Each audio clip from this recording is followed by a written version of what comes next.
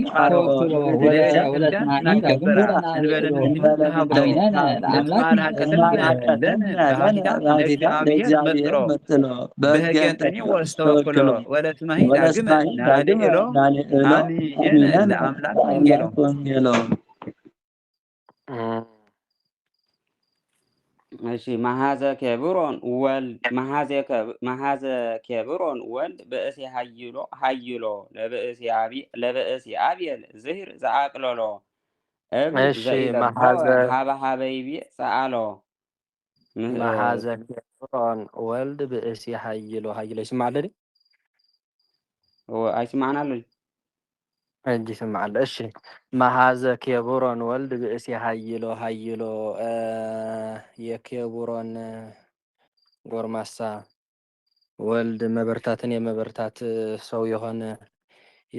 የኬብሮን ጎልማሳ ወልድ ለብእሲ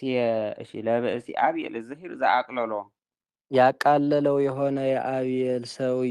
የአብየል ሰውዬ መቃብርን እብን ዘኢለበወ ሃበሃበይቤ ሰአሎ የማያስተውል ድንጋይ ብሎ ሰደበው። ትንሣኤሁ ምስሌሁ አምጣናሃሎ እሺ ትንሣኤ የዮናስ ዘመድ ትንሣኤ ከሱ ጋር አለና ድንጋይ የማያስተውል ብሎ ሰደበው። ትንሣኤ ለዮናስ ዘመዱ እንታይ ያደነግጽ ኩሎ ሁሉም የሚያደነግጽ የሆነ የዮናስ ትንሣኤ ዘመድ ከሱ ጋር አለና ድንጋይ የማያስተውል ድንጋይ ብሎ ሰደበው። ወያርብህ መቃብረ ስጋ እያውስአ ቃሎ የስጋ መቃብር ጎረምሳም ቃሉን አልመለሰም ዝም አለ ማለት ነው። እሺ ምብርታዕ ብርቱዕ ዝኾነ ናይ ምብርታዕ ሰብ ዝኾነ ናይ ኬብሮን መንእሰይ ወልድ እግዚአብሔር ወልድ ነቲ ዘቃለሎ ዝኾነ ናይ አብየል መቃብር ሰብኣይ ኪድ ዘይተስተውዕል እምኒ ኢሉ ፀሪፍዎ። ነቲ ናይ አብየል መቃብር ሰብኣይ ዘይተስተውዕል እምኒ ኢሉ ፀሪፍዎ። ካበይ ምፂዎ ዳኣ ዝኩሉ ድፍረት እንድሕር ዳ ኢልኩም ምስሌሁ አምጣናሃሎ ትንሣኤ ለዮናስ ዘመዱ እንታይ ያደነግጽ ክሎ እቲ ንኩሉ ዘፍርሕ ዝኾነ ናይ ዮናስ ትንሣኤ ዘመዱ ምስኡ ስለ ዘሎ ዘይተስተውዕል እምኒ ኢሉ ነቲ ናይ አብየል መቃብር ሰብኣይ እቲ ናይ ኬብሮን መንእሰይ ወልድ ፀሪፍዎ። ወያርብህ መቃብረ ስጋ እያውስአ ቃሎ እቲ ናይ ስጋ መቃብር መንእሰይ እውን ቃሉ አይመለሰን ስቕ ኢሉ ማለት እንዳፀረፎ ከሎ መቸም ኩልኩም ኣብ ቆልዕትና ከለና ዝገበርናዮ ታሪክ እዚ ዘቃልለካ ዝነበረ ሰብ መጀመርታ እንድሕር ዳኣ ፍርሕ ዘብለካ ኮይኑ ሱቕ ትብሎ እሞ ደሓን ዝኾነ መንእሰይ ቤተሰብ እንድሕር ዳኣ ሃሊካኻ ኣታ ችድ እምኒ ችድ ሓሳዊ ኢልካ ትፀርፎ ማለት እዩ። መን ስለ ዘሎ ምሳኻ ማለት እዩ ትዘመድ ስለ ዘሎ ምሳኻ ማለት እዩ። ብድሕሪኡ ሪኢኹም እግዚኣብሔር ወልድ እንዳፀረፎ ከሎ ሱቕ ኢሉ ፈሪሑ እቲ ናይ አብየል መቃብር ሰብኣይ ከዓ ፈሪሑ ሱቕ ኢሉ ማለት እዩ። ኮይኑ ፈሪሑ እቲ ናይ ዮናስ ዘመድ ዝኾነ ትንሣኤ ምስኡ ስለ ዘሎ ኩሉ ዘፍርሕ መንእሰይ ናይ ዮናስ ዘመድ ትንሣኤ ምስኡ ስለ ዘሎ ፈሪሑ ማለት እዩ። ስለዚ ንሶም እንታይ እዩ ሓደ ሰባት ዓቕሞም ንዘይኮነ ሰብ መዘንኦም ንዘይኮነ ሰብ መሰትኦም ንዘይኮነ ሰብ ብክብሪ ምስኦም ንዘይደራረግ ሰብ ብዓልየት ይኹን ብዘመድ እንድሕር ዳኣ ደሓን ዝኾነ ቤተሰብ ኣለና ደሓን ዝኾነ ሰብ በዓል ስልጣን ዘመድ ኣለና ደሓን ዝኾነ ሓላፊ ቤተሰብ ኣለና ሽጉጥ ዘለዎ ብረት ዘለዎ ሰይፊ ዘለዎ ቤተሰብ ኣለና ኢሎም ዝኣምኑ እንድሕር ዳኣ ኮይኖም ኣብዘይ ዓቕሞም ንሶም ክንዲ ፃፀ ኮይኖም ንክንዲ ኣንበሳ ንዝኸውን ሰብ ይዳፋፈሩ ማለት እዩ። ንሶም ንእሽቲ ኮይኖም ንዓበይቲ ይዳፋፈሩ ንሶም ህፃናት ኮይኖም ንዓበይቲ ይዳፋፈሩ ዝዳፋፈሩ ሰባት ኣለዉ ሚትግበሩ እመኒ ዝዳፋፈሩ ሰባት ኣለዉ። ስለዚ ከምዚ ገይሮም ዝዳፋፈሩ ሰባት ኣለዉ ማለት እዩ እና ንወርቁ እንታይ ማለት እዩ እቲ ክርስቶስ እቲ መንእሰይ ክርስቶስ እሲ نتزقالو زخانة ناي أبيل مقابر قديمو هاريمو نيرو مالتي هاريمو نيرت مقابر قليلو نير سخدا خمزن هذا إلو قليلو نيرو مالتي شعو كقالو لهولو ولا حنت زي ملسلو دحار كمزي لي صرفلو زي يستوعل أمني لي صرفلو مالت كم تفلطو ناي كريستوس تاريخ ጎይታናን ኣምላኽናን መድሓኒናን ኢየሱስ ክርስቶስ ድሕሪ ስቕለቱ ሞይቱ ነይሩ ማለት እዩ ኣብ መቃብር ኣትዩ ነይሩ መቃብር ኣሸኒፍዎ ነይሩ መጀመርታ እትይዎ ነይሩ ናብ መቃብር ብፍቅሪ ናይ ሰብ ዝተላዕለ ማለት እዩ እና ብሽዑ ግዜ ዋላ ሓንቲ ተዛረበን ነይሩ ስቕ ኢሉ ነይሩ ማለት ስቕ ኢሉ ናብቲ መቃብር ኣትዩ 3 መዓልቲ ብድሕሪኡ ግን ትዘመዱ ትንሳኤ ምስ መፀ ይዳፋፈረሎ ስኻዳ እምኒ እንዲኻ ዘይተስተውዕል እምኒ እንዲኻ ኢሉ ንመን ይፃረፈሎ ማለት እዩ ነቲ መቃብር ሰብኣይ ይፃረፈሎ ማለት እዩ እቲ መቃብር እውን ኣይመለሰሉን ስለዚ ፈርሐ ትንሳኤ ዘመዱ ምስኡ ስለ ዘሎ ስለዚ ፈርሐ ኣይመለሰሉን እዚ ማለት እንታይ ማለት እዩ ወርቂ ክርስቶስ ነቲ ናይ ኣብየል መቃብር ሰብኣይ ዘይተስተውዕል እምኒ ኢሉ ፀሪፍዎ ማለት ካብቲ ተቐቢሩሉ ዝነበረ መቃብር እምኒ ልዑሉለይ ከይበለ ባዕሉ ብስልጣኑ ብሓይሉ ካብ መቃብር ተንሲኡ ማለት እዩ እንደገና ምስኡ እቲ ናይ ዮናስ ዘመድ ትንሳኤ ምስኡ ስለ ዘሎ ማለት ክርስቶስ ብሓይሉን ብስልጣኑን ካብ መቃብር ተሲኡ ወያርህ መቃብረ ስጋ እያውስኣ ቃሎ እቲ ናይ ስጋ መቃብር መንእሰይ እውን ቃል ይመለሰሉን ማለት ክርስቶስ ካብ መቃብር ከተንስእ እንከሎ እቲ ናይ መቃብር ግድግዳ ይከልከሎ እቲ ብላዕሊ ዝነበረ ግድግዳ እቲ ብላዕሊ ዝነበረ እምኒ ከይከልከሎ ክርስቶስ ብሓይሉን ብስልጣኑን ካብቲ ዝነበሮ መቃብር ተንሲኡ ፅባሕ ድማ ይዓርግ ማለት ፅባሕ ክዓርግ እዩ እና ንወርቂ ነዚ ይመስል ይበል ብጣዕሚ እሺ ቀፂል እንታይ ነይሩ ለቤተ ክርስቲያን እምነ ናከብራ ቤተ ክርስቲያን እናታችንን ያለምንም ማቋረጥ እናታችን ቤተ ክርስቲያንን እናከብራታለን እስመ አህለቀተነ ለነ ባህቲታ ለእግዚአብሔር መርጡሎ አህለቀተነ እንዳሕር ኢልካ ወዲያትና እንዳሕር አልሐቀተነ ነው አልሐቀተነ ቤተ ክርስቲያን እናታችንን እናከብራታለን ለምን ቢባል የእግዚአብሔር አዳራሽ በዛ በአዳራሽ ብቻዋን ሁና አሳድጋናለችና እኛን አሳድጋናለችና ቤተ ክርስቲያን እናታችንን ከፍ ከፍ እናደርጋታለን በሕገ እንጦንዮስ ተወክሎ መታመን እንጦንዮስ የእንጦንዮስ መታመን ሕግ በሕግ የእግዚአብሔር አዳራሽ ከአዳራሽ እኛን አሳድጋናለች እና እናታችን ቤተ ክርስቲያንን እናከብራታለን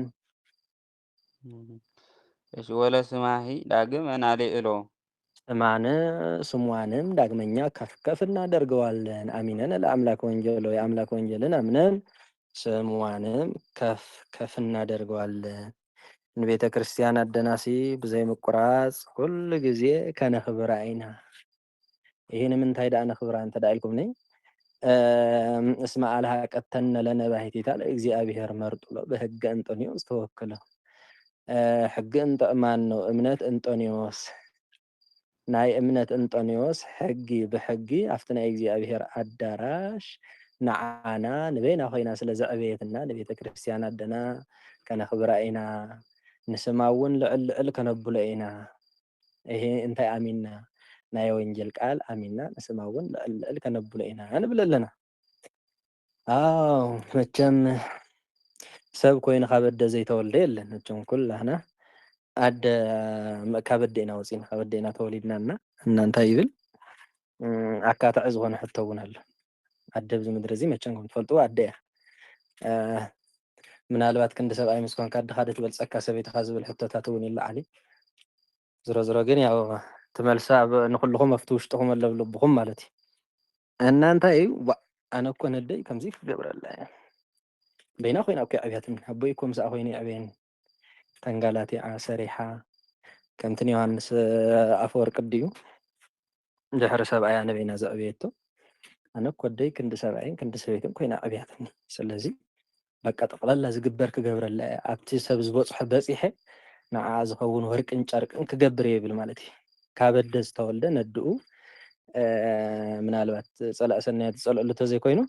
ነድኡ ዝፀልእ ሰብ የለን ኣደ ትበድል ኣይትበድል ብዘይ የገድስ በቃ ሰብ ንኽትከውን ገይራትካ ስለ ዝኾነት ኣደይ ትፅላእን እያ ማለት እዩ ምንም ኣራዊት ኣደ እንተትኸውን ማለት እዩ ስለዚ እንታይ ይብል ነደይ ከምዚ ክገብረላ እየ ወርቂ ክገብረላ እየ ጫማ ክገብረላ እየ ገዛ ክገዝአላ እየ መኪና ክገዝአላ እየ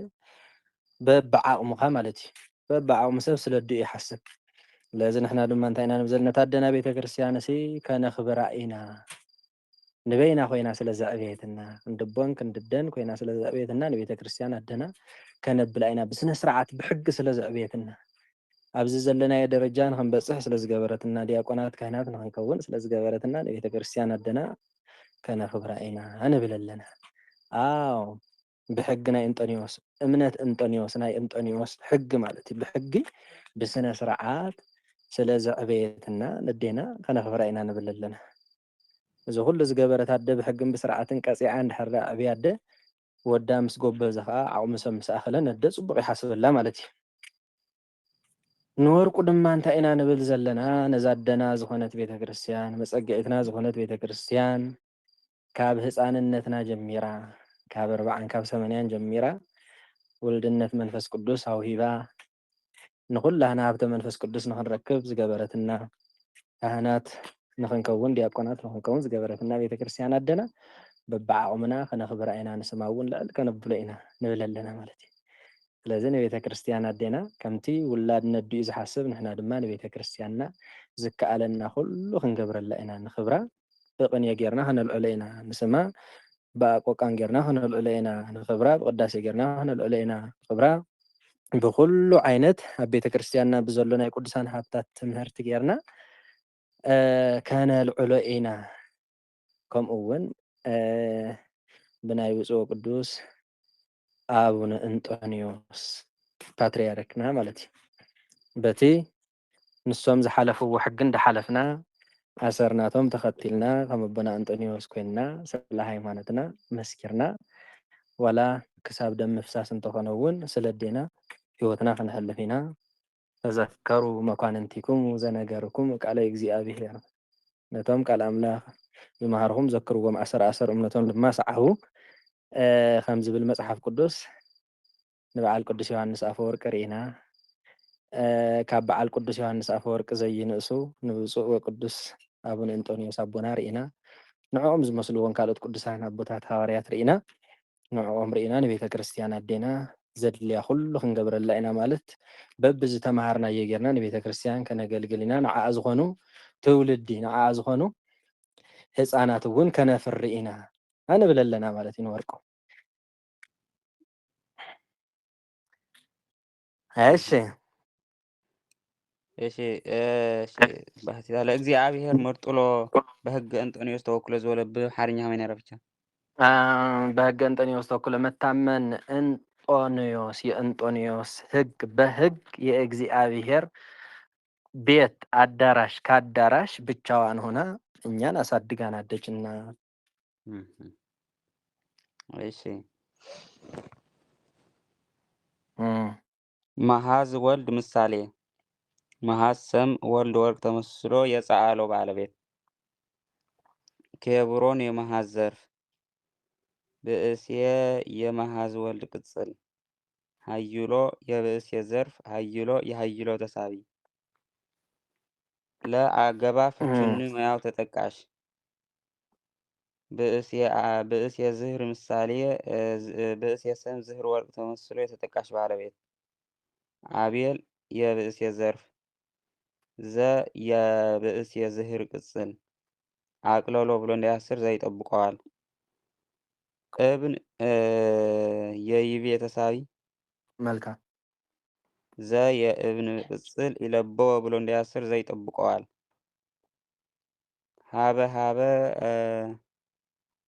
ሀበ አገባ ፍቹ እንታይ ፍቹ እየ ሙያው ማንጸሪያ እሺ ሀበ አገባ ፍቹ እየ ሙያው ማንጸሪያ ይብየ ብሎ እንዲያስር የማንጸሪያ ይጠብቀዋል ጸአሎ ማሰሪያ መስሊው መስላ አገባ ፍቹ ጋራ ሙያው አፈቃቃሪ ሁ ዝርዝር አምጣነ አገባ ፍቹ እና ሙያው አስረጅ ሀሎ ብሎ እንዲያስር አስረጅ ይጠብቀዋል። ትንሣኤ ዘመድ ምሳሌ ዘመድ ሰም ትንሣኤ ወርቅ ተመስሎ የሃሎ ባለቤት ለዘርፍ ደፊ ዘርፍ ደፍነቱ ዘመደ ዮናስ የሚያሰኝ ዮናስ ዮናስ የዘመድ ዘርፍ እንተ የትንሣኤ ዘመድ ቅጽል ያደነግጽ ብሎ እንዳያስር እንተ ይጠብቀዋል። ኩሎ እንተ ያደነግጽ ኩሎ አንቀጸ አጓላማሽ አይደለም። ሁሉን የሚያስደነግጥ የሆነ ተሳቢ ኩሎ ያደነግጽ ተሳቢ ወደጋሚ ወያርብህ የአርብህ መቃብር ምሳሌ የአርብህ ሰም መቃብር ወርቅ ተመስሎ የኢያውሳ ባለቤት ስጋ የመቃብር ዘርፍ ኢያውሳ በወ የተደገመ ማሰሪያ ቃሎ የኢያውሳ ባለቤት ገቢር እኮ የተሳብባ ቃሎ የኢያውሳ ተሳቢ እሺ ለቤተ ክርስቲያን ምን እሺ ለአጋፍ ፍችን ማያው ተጠቃሽ ቤተ ክርስቲያን ምሳሌ ሰም ቤተ ክርስቲያን ወርቅ ተመስላ የተጠቃሽ ባልተቤት ዝርዝር ና ከብራ ማሰሪያ እንበለ አጋፍቹ ያለ ማያው አቀላይ ምንትኒ የአቀላይ ባለቤት ተሃግሎ እንበለ ምንትኒ ተሃግሎ አይደለም ምንትኒ የተሃግሎ ቅጽል ነው። ምንትኒ የተሃግሎ ቅጽል ተሃግሎ የአቀላይ ባለቤት እስመ አገባ ፍቹና ማያው አስረጅ አህለቀተን ብሎ እንዲያስር አልሃቀተን ብሎ እንዲያስር አስረጅ ጠብቀዋል። ለነ ፍቹ ወንቆር ማያው አቀባይ ነው። እኛን እኮ ነው እኛ ለአጋ ፍቹን ማያው ተጠቃሽ ነዝርዝር ባህቲታ ብቻዋን ሆና ቸልታ ያወጣበት ባህቲታ ቸልታ ያወጣበት ለአገባ ፍቹ ከማያው መነሻ እግዚአብሔር መርጦሎ እስመ አልሃቀተን ለነ ባህቲታ ለእግዚአብሔር መርጦሎ ዲ ለንታልከ መነሻ ለኮ መነሻ ይኸውነ ዘርፍ ደፍ ይባላል። ዘርፍ ደፍ ማለት ነው። ለእሺ ለዘርፍ ደፊ ዘርፍ ደፍነቱ መርጦ ለእግዚአብሔር የሚያሰኝ እግዚአብሔር የመርጡል ዘርፍ እሺ መርጦሎ አጋባቢ ወጣበት መርጦሎ አጋባቢ ወጣበት እሺ ካቢዞ ጽፈለም ማለት መርጦሎ አጋባቢ ወጣበት በህገ እንጦንዮስ ተወክሎ እሺ ህግ በአጋፍ ጮንቆር ማያው ማድረጊያ ህግ ተወክሎ ምሳሌ ነው። ህግ የማድረጊያ ባለቤት እንጦንዮስ የህግ ዘርፍ ተወክሎ እንጦንዮስ ተወክሎ ምሳሌ ቀዳማይ ነው አንቀጽ እሺ እንጦንዮስ ተወክሎ ምሳሌ እንጦንዮስ ተወክሎ ማይመን ነው ስም ተወክሎ ሰም እንጦንዮስ ወርቅ ተመስሎ የህግ ዘርፍ እሺ ወለ ስማሂ ወአጋፍ ወደጋሚ ለአጋፍ ችንማያው ተጠቃሽ ስማ የተጠቃሽ ባለቤት አሻሽሎ ቀሪ ምን ይባላል? ወአገባብ ፍቹን ሙያው ደጋሚ ለአገባብ ፍቹን ሙያው ተጠቃሽ ስም የተጠቃሽ ባለቤት አሻሽሎ ቀሪ ይባላል። እሺ ለስ ተጠቃሽ መሆን እንደገና ተጠቃሽነቱ ግልጽ ትገብሮ እንተ ደለሁንካ ተጠቃሽነቱ ናሊ እላላሉ ይባላል። አፍቹ ግን ፍልል ያለው ወዲ ሆም ደልና ፍቹ ዳውል ሓንቲ እንትን የብሉን ሙያዋ ሃሃባ ማለት በቤተ አበውና በቤተ ያሬድ ዝግበር ንሕና ከምቲ ንገብሮኒ ናይ ቤተ ያሬድ ካ ንኩሉ ምፍላጥ ኢለ እምበር ዋላ ሓንቲ እሺ ዋጋ ፍቹን ማያው ደጋሚ ለአጋ ፍቹን ማያው ተጠቃሽነቱ ናሊ እሎ ላለው ስማ የተጠቃሽ ባለቤት ሆኖ ማለት ነው። እሺ አሻሽሎ ቀሪ ዳግም አንቀጽ አጓላማሽ ናሊ እሎ ቦይ ግልጽ ተረገመ ክትገብሮ ማሰር እንተደሊኻ ዳግም አንቀጽ አጓላማሽ አንቀጽ አጓላማሽነቱ ማን ላለው ናሊ እሎ ላለው ወይም ደግሞ ምን ይባላል? ዳግመኛ ዳግመ አገባብ ፍቹ ዳግመኛ ሙያው አንቀጽ አጓላማሽነቱ ናሊ እልላለው ግልጽ ንኾነልኩም ንኽትፈልጡ ወይ ደንበር ሙያው ኩሉ ጉባኤ ከምዞ ንህወ ዝዋሃብ ግን ንምፍላጥ ማለት እሺ እሺ ዳግመ አገባብ ፍቹ ዳግመኛ ሙያው አንቀጽ አጓላማሽነቱ ናሊ እሎ ላለው ናሊ እሎ አጓላማሽ አገባብ እንዲም ሐቀ ኩላቶም አጓላማሽ አገባብ እዮም ሐቀ ንኡስ አገባብ ስለዚህ ብኸምኡ ማለት እሺ እሺ አሚነነ ቦዝ አንቀጽ ለአምላክ ለአጋ ፍቹን ማያው ተጠቃሽ ዘርፍ ደፊ አቀባይ ለአምላክ ተዘርዚሩ ዘርፍ ደፊ ለዘርፍ ደፊ ዘርፍ ወንጌል አምላክ ወንጀል አምላክ የሚያሳይ ወንጀል አምላክ ለዘርፍ ደፊ ዘርፍ ደፊነቱ ወንጀል አምላክ የሚያሳይ አምላክ አምላክ የወንጀል ዘርፍ ወንጌል አጋቢ የወጣበት ነው። የአሚነነ ተሳቢ የአምላክ ወንጀልን አምነን እሺ ወንጀል ጽቡቅ በጣም ይበል ክቡር በጣም እሺ ሀበ ይብየ ዝበለሲ እየይል ናዮ አፍቹ ማለት እዩ ኣብ ኣምጣሽን ግን ከምዚ ብሎ ዝበልኩም መስሊ ነይሩ መጀመርያ ማስተውል አይ አብርቃቄ ዝኸውን ሀበ በዓለማት እያለ እብን ዘይለበው ነው የሚያስተውል ድንጋይ እያለ ሰደበው። እሺ ኣብዚ አይነታት ኣብዚ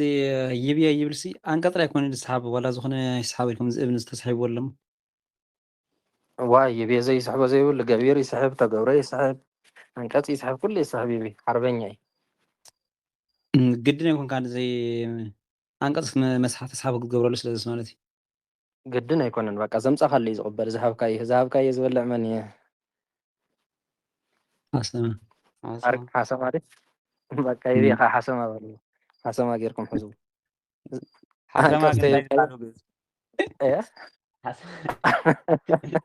ሓራውያ ሓሰማ ማለት እዩ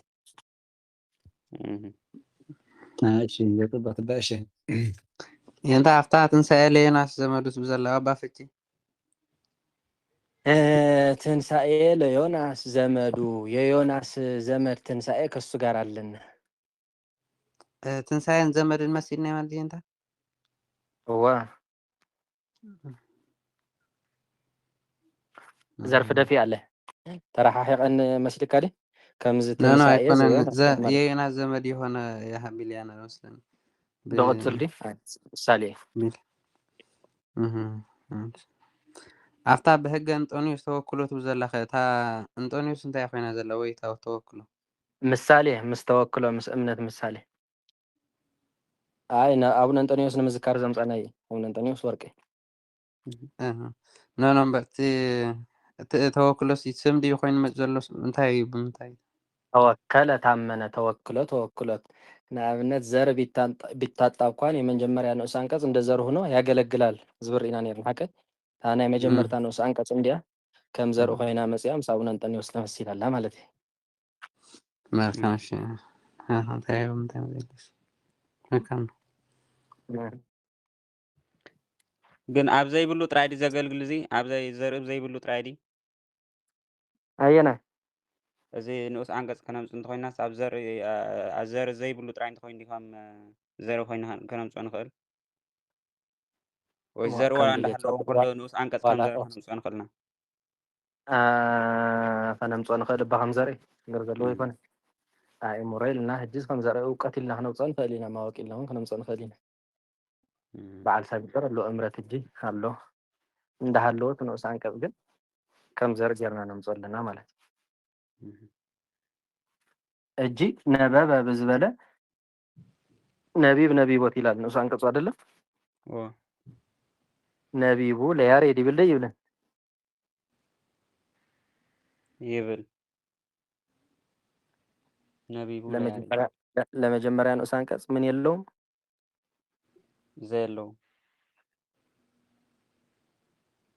ለመጀመሪያ ንኡስ አንቀጽ የለውም ለመጀመሪያ የለውም እማ ሕግፍ ሪስካ እኮ እንድሕር ዳኣ ብሂሉ ለያሬድ ተልናሰ የተበላሸውት አይልም ነቢብ ዘያሬድ ይብል ግን ከዓ ነቢቡ ለያሬድ ይብል ብምንታይ ዘርኢ እንድሕር ዳኣ ኮይኑ ማለት እዩ ነቢብ ዝበሎ አሊ ነቢብ ዝኣመሰሉ በዘርኢ እንድሕር ዳኣ ኮይኑ ዘርዚሩ ለኸመፅእ ይኽእል እዩ ብንኡስ አንቀጽ እንድሕር ዳኣ ኮይኑ ግን ነቲ ናይ መጀመርታ ንኡስ አንቀጽ ለ የብሉን ነቲ ካልኣይ ንኡስ አንቀጽ ድማ ዘ የብሉን እንደገና እቲ መጀመርታ ንኡስ አንቀጽ በይኑ ክወድቕ ይኽእል እዩ እቲ ካልኣይ ንኡስ አንቀጽ ከዓ ንበይኑ ክወድቕ ይኽእል እሺ ንኸይድ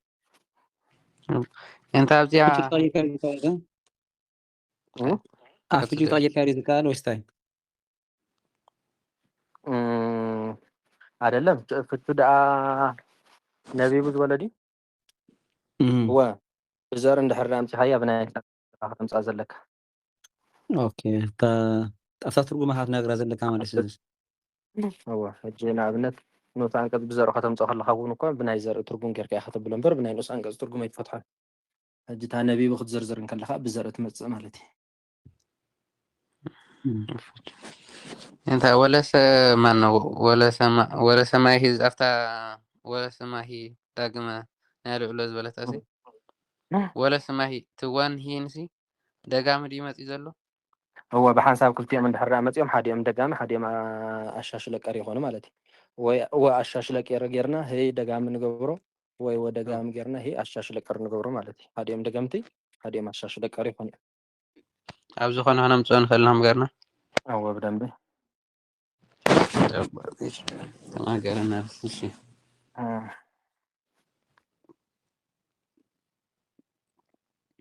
እንደገና በዓል ያሬድ ክንከረብልኩም መሓዚ ያው ይሞከርና እሺ ወልደ ማርያም ጳጳስ አመ መጽአ ምድረ ቀራንዮ ገዳመ አኪል ካያደ ዘማጽንያ ሃይደ ዝናኸ ክብሪቲ ለኔ አነ አይ ጋር ኮን ዘለው እሺ አለኻ ወልደ ማርያም ጳጳስ አመ መጽአ ምድረ ቀራንዮ ገዳመ የማርያም ልጅ ጳጳስ ወደ ቀራንዮ የቀራንዮ ምድር ገዳም ወደ ቀራንዮ ምድር ገዳም በመጣ ጊዜ ቀቢኦ ሰናየ ቅብአ አማኑኤል ደመ ያማረ የሆነ የአማኑኤል ቅባት ደምን ቀብቶ አምስተ ካህናተ ቅንዋተ ሐጺን ሴመ 5 ቄሶች የሐጺን የችንካር ቅንዋተ ሐጺን ነው አይደለም ያ የብረት ችንካሮችን ሾመ አምጣነ ጳጳስ ወልድ ለመስቀል ቤተ ክርስቲያን ዘቆመ ጳጳስ ወልድ ለቤተ ክርስቲያን መስቀል የቆመ ነውና ወልደ ማርያም ጳጳስ አመ መጽአ ምድረ ቀራንዮ ገዳም እትወድ ማርያም ጳጳስ ናብ ቀራንዮ ገዳም ኣብ ዝመጸሉ ጊዜ ናብ ናይ ቀራንዮ ምድር ገዳም ኣብ ዝመጸሉ ጊዜ ዝጸበቀ ዝኾነ ማን ነው ቅብአ አማኑኤል ነው ናይ አማኑኤል ቅብአት ደም ናይ አማኑኤል ቅብአት ደም ቀቢኡ 5 ቅሽቲ 5 ናይ ሐጺነ ቅሽቲ ሽንካራት ሸይሙ ክህነት ይቡ ማለት ነው ኣምጣነ ምክንያቱ ጳጳስ ወልድ ለመስቀል ቤተ ክርስቲያን ዘቆመ ምክንያቱ እቲ ጳጳስ ወልድ ንመስቀል ቤተ ክርስቲያን ዝቆመ ስለ ዝኾነ ማለት እዩ። እሺ መቸም ከም ትፈልጥዎ ሓደ ጳጳስ ናብ ሓደ ገዳም ወይ ናብ ሓደ ቤተ ክርስቲያን ይኸይድ እሞ ብድሕሪኡ ካህናት ይሸይም፣ ዲያቆናት ይሸይም። ድሕሪኡ ዜና እንታይ ይብል? ብፁዕ አቡነ እከለ ትማሊ ክንዲዚኦም ካህናት ክንዲዚኦም ዲያቆናት ሸይሞም ተባሂሉ ኣብ ዜና ይዝርጋሕ ማለት እዩ። ዓዲ ብዓዲ ከዓ ኣብዛ ዓዲ እዚ ብፁዕ አቡነ እከለ ክንዲዚኦም ካህናት ሸይሞም ተባሂሉ ይውርህ። ምክንያቱ ሽሞት ናይ ጳጳሳት ስራሕ ስለ ዝኾነ ተጳጳሰ ጳጳስ ሆነ ሾመ ካብ ዝበሉ ዝወፁ ስለ ዝኾኑ ማለት እዩ። እና ትሪእዎ ኣለኹም ወዲ ማርያም ጳጳስ ከዓ ናብቲ ቀራንዮ ገዳም ኣብ ዝኸደሉ ግዜ ኣብኡ ንክህነት ብቑዓት ዝኾኑ ሰባት ተመሪፆም ማለት እዩ። 5 ኣቅሽቲ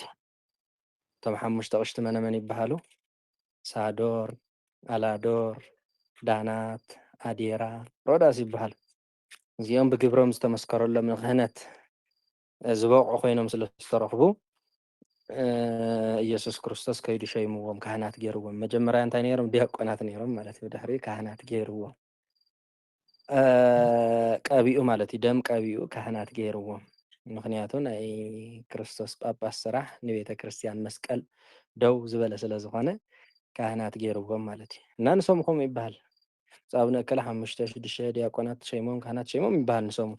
ንወርቁ ኸ እንታይ ክትብል ደሊኻ ኢኻ እንድሕር ዳ ኢልኩምኒ ክርስቶስ ኣምላኽና ናይ ኣዳም ፍቅሪ ስሒብዎ ናብ ምድሪ ኣብ ዝወረደሉ ግዜ ኣብ ቀራንዮ ኣብ መስቀል ደው ኣብ ዝበለሉ ግዜ በቶም ክፉኣት ዝኾኑ ኣይሁድ ኣብ ዝተሰቕለሉ ግዜ ብ5 ሽንካር ተወጊኡ ደሙ ኣፍሲሱ ንዓና ድሒኑና ማለት እዩ። ንወርቁ ሕፅር ብዝበለ መግለፂ ይበል ነው። እሺ ወልደ ማርያም ጳጳስ ምሳሌ ጳጳስ ስም ወልደ ማርያም ወርቅ ተመስሎ የሴመ ባለቤት አመ አገባ ፍቹ ጊዜ የሴመ ባለቤት ይባላል። በሌላም የቅኔ ባለቤትም እውን ይብልዎ ሓደ ሓደ። እሺ ኩሉ ይባላል። ኩሉ መሓት ጽቡቅ። እሺ እሺ ወልደ ማርያም ጳጳስ ምሳሌ ልና አመ አጋ ፍቹ ጊዜ ማያው ማንጸሪያ መጽአ ብሎ እንዲያስር ማንጸሪያ ይጠብቀዋል። ምድረ ቀራኒዎስ ገዳም እሺ ቀራኒዮስ ምድረ ቀራኒዮ ምድረ ቀራኒዮ ይበዝሕ ኣሎ ሰያ ምድረ ቀራኒዮ ስቴልካ ክንደይ ዲ ቁጥሩ? ምድረ ቀራኒዮ ስቴልናስ 7 ዲ ዝሆን ዘሎ 7 ሰያፍ ክንደይ ይቕበሎ? 2 ማለት እዩ። ስለዚ ምድረ ቀራኒዮ ትገብራ 6 ትገብራ። እሺ ምድረ ቀራኒዮ እሺ ምድር ገዳም ምሳሌ ምድር ሰም ገዳም ወርቅ ገዳም ሰም ምድር ወርቅ ተመስሎ የአጋቢ ወጣበት መልካም አጋቢ ወጣበት ቀራኒዮ የምድር ዘርፍ ቀቢኦ ቦዝ አንቀጽ ሰናይ የቅባ ቅጽል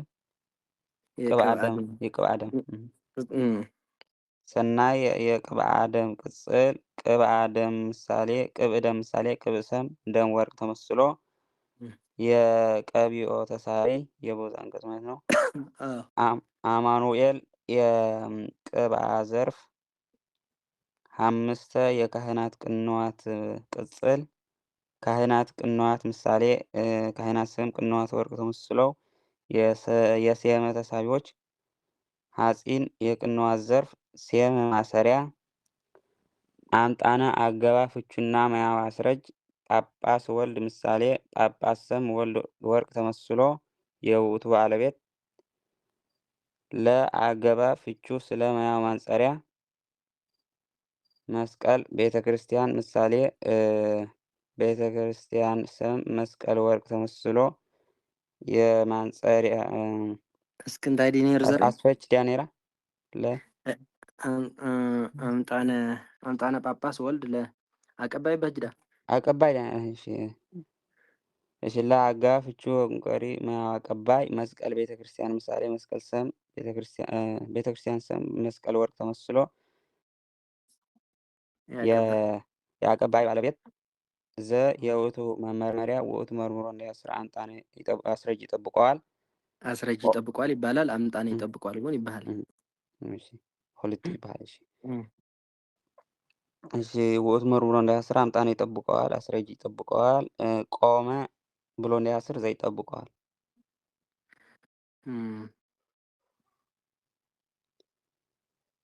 እሺ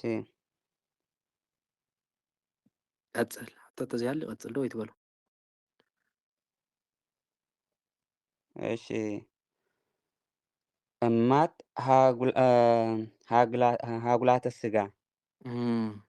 እማት ሃጉላተ ስጋ ይበልዓ እክለ አማኑኤልሃ ጦመ እማት ሃጉላተ ስጋ የስጋ ጥፋቶች እናቶች የጣፈጠ የሆነ አማኑኤል እህልን አልቀመሱም አልበሉም። ትንሣኤ አልዓዛር አረጋዊ የአልዓዛር ሽማግሌ ትንሣኤ የተጠራ የሆነ የአልዓዛር ሽማግሌ ትንሣኤ አስቀድሞ በመጣ ጊዜ አመመጽ አስቀድሞ በመጣ ጊዜ አምጣነ ሀፍራ ቅድመ ገጸ ኩሎን በይነ ዘቆመ በመጣ ጊዜ ማፈርን አፍረዋልና የጣፈጠ የሆነ አማኑኤል እንጀራን አልበሉም። ቅድመ ገጸ ኩሎም በይነ ዘቆመ የሁላቸው ፊት በፊት ስለቆመ ማን ነው? ቀጥሎ ማን ነው? ትንሣኤ አረግ እንተዘገረመ የተፈራ የሆነ ግርማው የተፈራ የሆነ ትንሣኤ ሽማግሌ የሁላቸው ፊት በፊት ስለቆመ እህል አማኑኤል እህልን አልበሉም። ወበጽምሚት ወፃ እንዘ ኢይትረአያ ክመ ፈጽሞ ሳይታዩም ቀስ ብለው ወጡ። እማት ሃጉላተ ስጋ ተዘገረመ እማት ሃጉላተ ስጋ እተናይ ስጋ ጥፍአታት ምብስባስ ማለት ጥፍአታት አዴታት ጥዑም ዝኾነ አማኑኤል እንጀራ ኣይበልዓን። እንታይ ኮይነ እንዳ ዘይበልዓ ተተባህለ እንታ ኮይነ እንዳ ዘይበልዓ እንተተባህለ እቲ ናይ አልዓዛር ትንሣኤ አልዓዛር አረጋዊ እቲ ናይ አልዓዛር ትንሣኤ ሽማግሌ ዝተፀውዐ ዝኾነ ናይ አልዓዛር ትንሣኤ ሽማግሌ አረጋዊ አረጊት ማለት እዩ ዓብይ ኣብዚ ማን ኣብ መፅኣ ቅድመን ኣቐዲሙ ኣብ ዝመፀሉ ግዜ ኣምጣና ሃፊራ ሕፍረት ስለ ዝሓፈራ አማኑኤል እንጀራ ይበልዓን። ቅድመ ገጸ ኩሎን በይነ ዘቆመ እቲ ዝተፈርሐ ዝኾነ ግርምኡ ዘፍርሕ ዝኾነ ትንሣኤ ሽማግሌ ኣብ ቅድሚአን ስለ ዝቆመ ደው ስለ ዝበለ ሓፊረን አማኑኤል እንጀራ ኣይበልዓን። ከምኡ እውን ከይተረኣያ ቀስ ኢለን ወፂአን ንብል ኣለና ማለት እዩ። ተን ሓሳኹት እየን ተን ዘንታይ ኢኹም ትብልዎን ሓሰኻ ማን ነው እፅያት ማለት እዩ ትሎች ሓሰኻታት እዞም ምስ መትና ዝበልዑና ምስ መትና ምብስማስ ማለት እዩ። ዝረሃ ሃጉላት ማለት ምጥፋእ ዝነበረ ስጋኻ ጠፊኡ ሓመድ ክቕየር እንከሎ ክብስብስ እንከሎ ማለት እዩ። ስለዚ ዘን ጥፋእታት ኣዴታት ትሪእዎን ኣለኹም ጥዑም ዝኾነ እንጀራ ተቐሪብለን ነይሩ ኣብቲ ፃሕሊ መቃብር ኣብኡ ተቐሪቡ ነይሩ አማኑኤል እንጀራ ማለት እዩ። ቅርብ ክብላ ከለዋ ግርምኡ ዘፍርሕ ዝኾነ ትንሣኤ ምስ በለ እሳተን ከዓ ሓፊረን ዋይ ክንደይ ክፍርሕ እቲ ግርምኡ እቶም ሰባት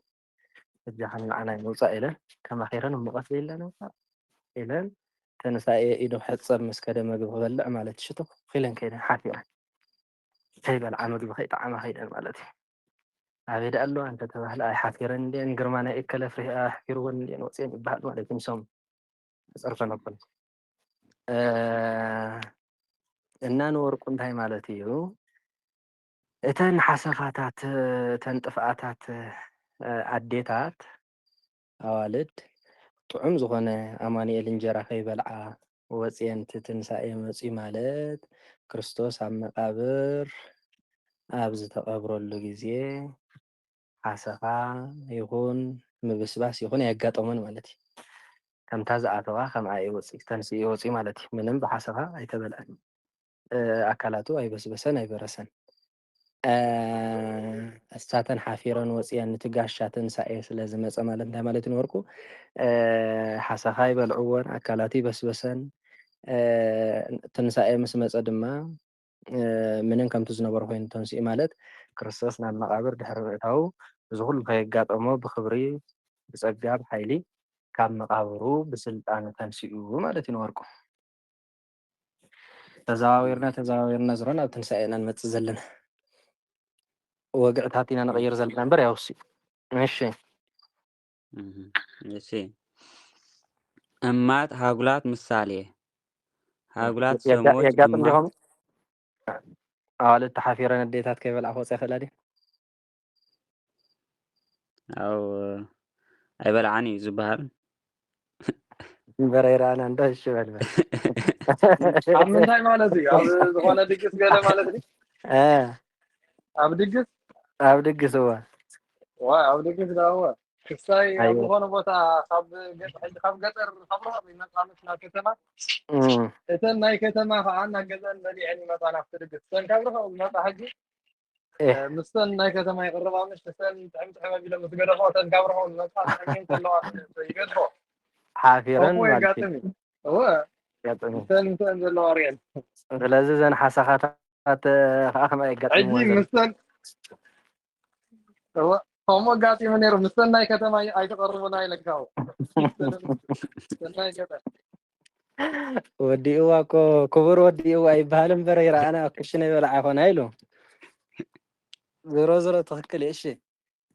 እማት ሃጉላት ምሳሌዎች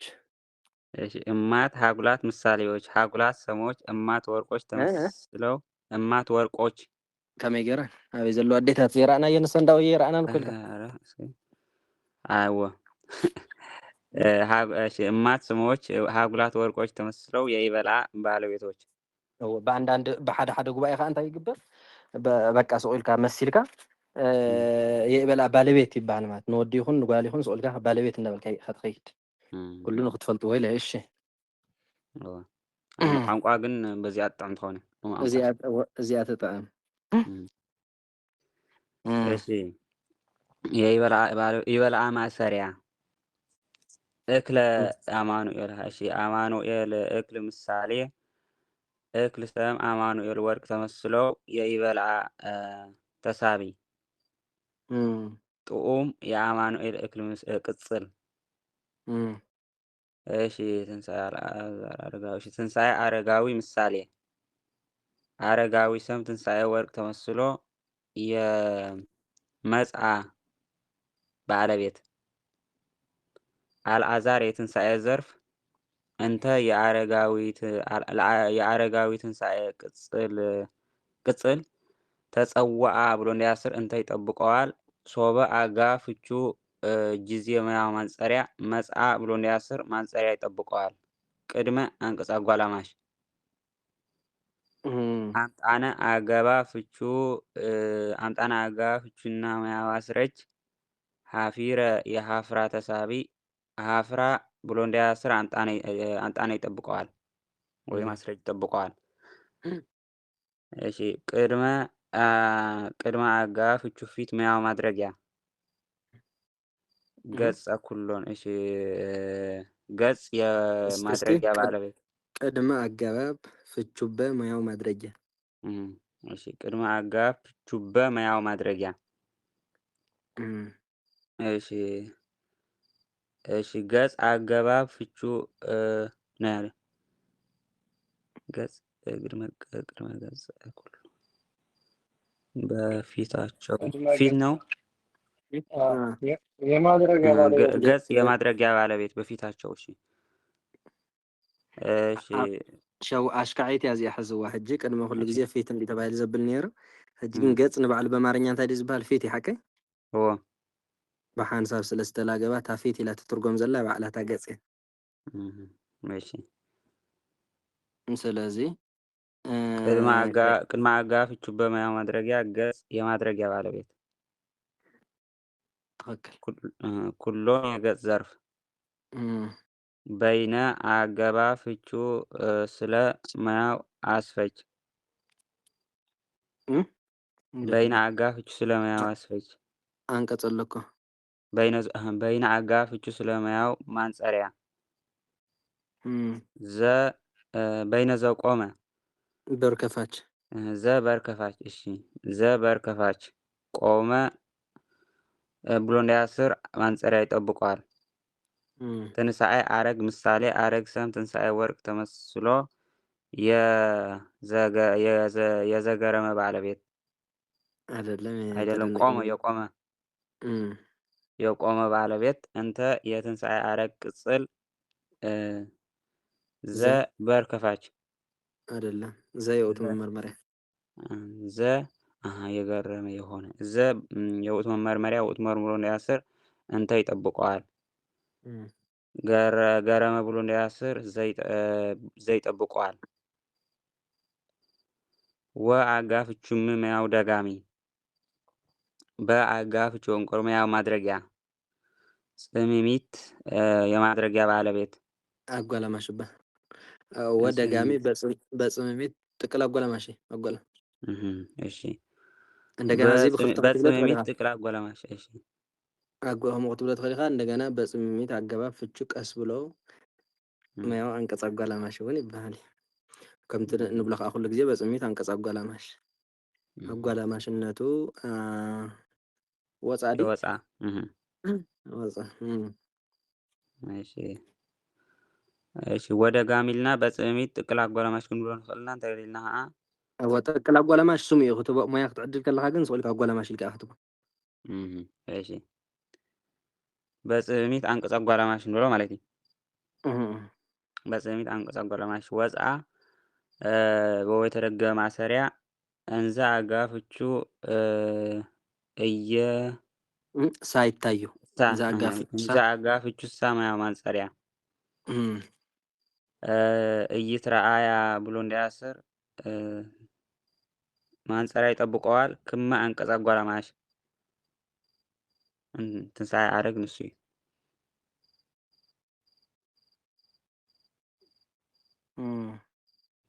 እዚኣ ጥቅል አጓላማሽ ግን ለዓለም ለጉምራ ገለ ዝብል ጥቅል አጓላማሽ ኢልና ሂብናዮ ነርና መስለኒ ከምኡ እኮ ጥቅል አጓላማሽ እኮ ሕጂ ግን ክትቦ ከለኻ ሰልካ አጓላማሽ ትብሎ ንሕፅረት ማለት እዩ።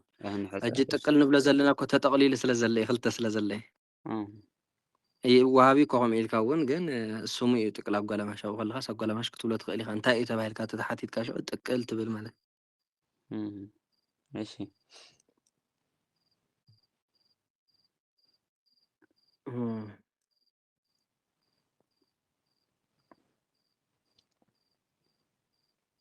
እሺ ሕቶ እንተዘይልዩ ክንቅፅል አሳ ማንጸሪያ ግን ማንጸሪያን አስፈችንቲ ብኸመይና ጽቡቕ ጌርና ምሳሌና ማንጸሪያ እንድሕር ደኣ ዝበሃል ምስ አንቀጽ እንድሕር ደኣ መፅዩ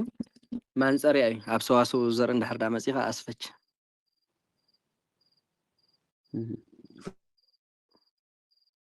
ፍቹ ከመይ ነይራ በይነ ዘቆመ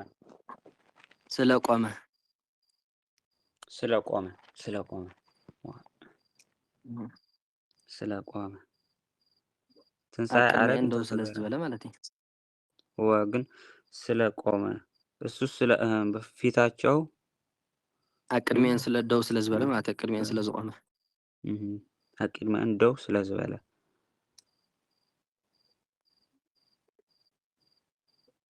የነታ ዛስታይ ከዛ አምጣና ሀፊረት ዘላ ብታ ሰዝበና አይነ በታ ንስ አንቀጽ ሀፊረታ ናይ መጀመርታ ሰያ ወላ ጋብ ሒዙስ ብስታይ ክመጽእ ይኽእል ማለት እዩ ብገቢር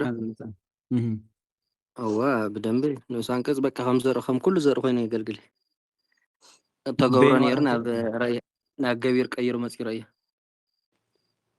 ሓፊር ዝበለ ሓፊረ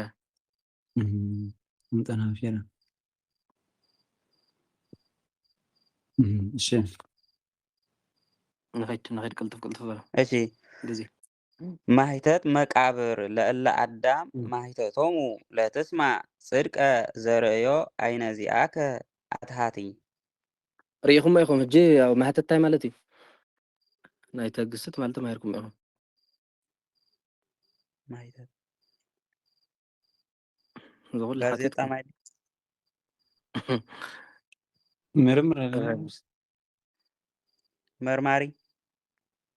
መርማሪ ማለት ሽማግሌ በጣም ጽቡቅ። እሺ ማህተት መቃብር ሀተ ተመረመረ ካለው ማለት ነው ሽማግሌ ወይ ከዓ መርማሪ። እሺ እንታይ ነይሩ ዘርእስካ ሓሳብ ምልሰብን ማህተት መቃብር ለእለ አዳም ማህተቶሙ ለተስማዕ ጽድቀ ዘርእዮ አይነ ዚአከ አትሃቲ ጽቡቅ። ማህተት መቃብር ምስክር ማህተት መቃብር ለእለ አዳም ማህተቶሙ ናይ የእነ አዳም ምስክር የሆንክ መርማሪ ወይም ምስክር ማለት ነው። ምስክር ሽማግሌ የሆንክ ምስክር መቃብር ምስክር መቃብር ለትስማዕ ጽድቀ ዘርእዮ አይነ ዚአከ አትሃቲ የሚያዋርድ የሆነ አይንህ ያየው እውነትን መስክር ያየው እውነትን መስክር ወተናገር እንዘ ኢትሄሱ ዜና ወልድ መዋቲ ወተናገር እንዘ ኢትሄሱ ሳትዋሽም ሟች የሆነ ወልድ የወልድ ነገርን ተናገር።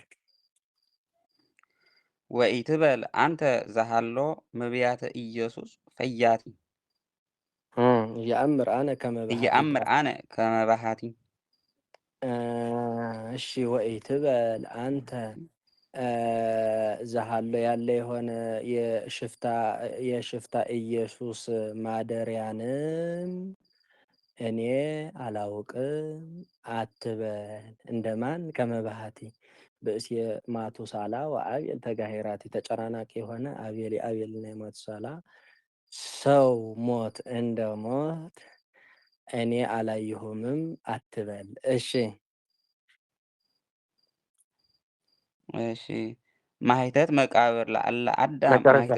አዳም ማህተቶሙ መጨረሻ ተኔር እስመ አንተ ዘኩሎ ህታቲ አንተ ሁሉን የምትመረምር ነህና። እሺ ናይ በዓል አዳም ምስክር ዝኾንካ ምስክር መቃብር ዓይንኻ ዝረአዮ ሓቂ ተዛረብ ሓቂ መስክር። እቲ ዘዋርድ ዝኾነ ርእዩ ዘዋርድ ዝኾነ ዓይንኻ ዝረአየ ሓቂ መስክር ንብሎ ኣለና ማለት እዩ። ነቲ ምስክር ወተናገር እንዘ ኢትሄሱ ዜና ወልድ መዋቲ ከይሓሰኻ እውን ናይቲ ማኖ መዋቲ ዝኾነ ወልድ ናይ ወልዲ ነገር ተዛረብ ከይሓሰኻ ማለት እዩ። ወኢትበል አንተ ዘሃሎ መብያተ ኢየሱስ ፈያቲ ይአምር አነ ከመባሃቲ እሺ እቲ ሽፍታ ዝኾነ ኢየሱስና ዘሎ ዝኾነ ናይ ሽፍታ ኢየሱስ ድማ መሕደር እውን ንስኻ ኣነ ይፈልጥን እየ ኣይትበል። ከመን ከም ሞት ሰብኣይ ማለት እዩ። ከምቲ ሞት ሰብኣይ ኣይፈልጥን ዝበለ ከምኡ ኣይፈልጥን ኣይትበል። ምክንያቱ ንስኻ ንኩሉ ትምርምር ንኩሉ መርሚርካ ትፈልጥ ኢኻ ማለት እዩ ንብሎ ኣለና። ንመቃብር መቃብር ምስክር ኮይኑ ዘለና ፖሊስ ጣብያ እዩ ቀሪቡ ንሶም እንታይ እዩ እጂ ሓደ ሰብ ምስክር ኮይኑ ይቀርብ ሞት ዳይና እንታይ እዩ ዝብሎ ሓቂ ተዛረብ ዝረኣኻዮ ዓይንኻ ዝረኣዮ ዝኾነ ዘጋጠመ ነገር ከይሓሰኻ መስክር ይበሃል ማለት እዩ። መስካሪ ምክንያቱ ሓሰውቲ መሰኻኽር ስለ ዘለዎ ማለት እዩ።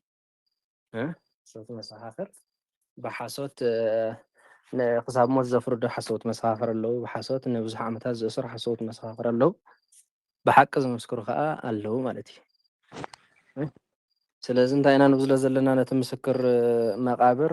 ናይ ወልዲ ነገርስ ከመይ እዩ? እቲ ሽፍታ ዝኾነ ኢየሱስ ክርስቶስ ናይቲ ሽፍታ ኢየሱስ ክርስቶስ ገዛስ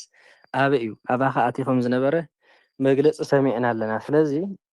እንተኾነ ንሞት እንተሓተትናዮ ንሞት ሰብኣይ ናይ ማትሰላን ናይ ኣቤልን ሰብኣይ ኣነ ይፈልጥን ኢሉ ንስኻ እውን ከምኡ ኣይፈልጥን ከይበልካ ሓቂ መስክር ንብሎ ኣለና። ከምኡ እዩ ዝበሃል ምስክር እንድሕር ቀሪቡ ብዝተኻእለ መጠን ሓቂ ክዛረብ ከም ዘለዎ ንምግባር እቶም ዘመርምሩ ኣካላት ይብልዎ ማለት እዩ። እና ኮይኑ ግን መቃብር እውን ሓቂ ይምስክር የለን ኣይረኣኽዎን እዩ ዝብል ዘሎ ማለት እዩ። ይረኣኽዎን ኢሉ ሓሶት ይምስክር ኣሎ። ንሶማ ሓሳዊ ምስክር ኣሎ። ንወርቂ ድማ መቃብር ኣይረኣኽዎን ኢሉ ከም ሞት ኣይረኣኽዎን ኢሉ ማለት ክርስቶስ ኣምላኽና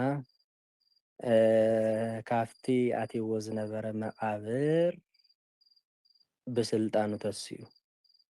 እንደገና ንመቃብር እንታይ ኢና ንስኻስ ኩሉ ትፈልጥ ኢኻ ዘዋርድ ዝኾነ ዓይንኻ ርእሱን ኩሉ ንፈልጥ ኢና እሞ ሓቂ መስከር ከይሓስኻ ማለት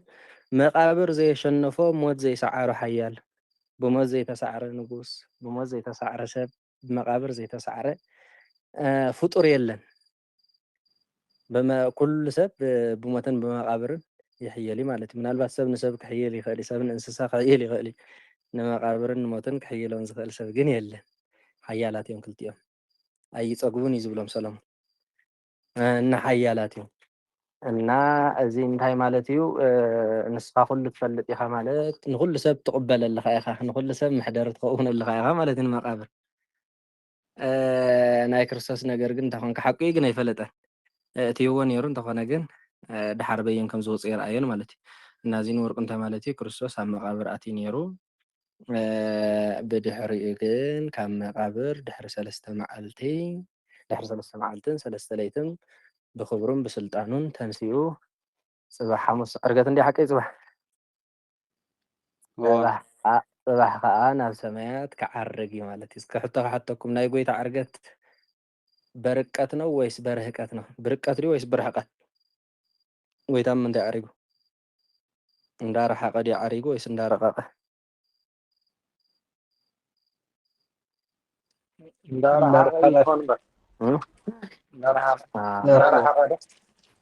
እንደሱን መልካም ብሩኽ ወደ ዓመት ይግበረልና ፅባሕ ዓብይ በዓል ወደ ዓመት هراي أتصل እሺ ማህተት መቃብር ምሳሌ ማህተት ሰብ መቃብር ወርቅ ተመስሎ ለተስማዕ ባለቤት ለተስማዕ ባለቤት አንድም የቅኔ ባለቤት ይባላል አንድም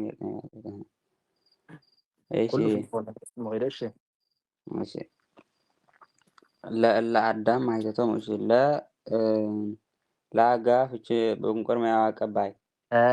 አይደለም ደፍ ይባ ማህተቶም እኮ ይዘርዝርላ አስተውዕለላ ባዛለ እንታይ ማህተቶም እሺ ለዘርፍ ደፊ ዘርፍ ደፍነቱ ማህተተ አዳም ማህተተ ለአዳም የሚያሰኝ እሺ ማህተት የመቃብር ማህተት ቅጽል ማህተት አይተበል ማህተት ተልካ መብራህት ማለት ማህተት እሺ ማህተት የመቃብር ቅጽል ማህተት ዳ ማህተት መብራህት ማህተት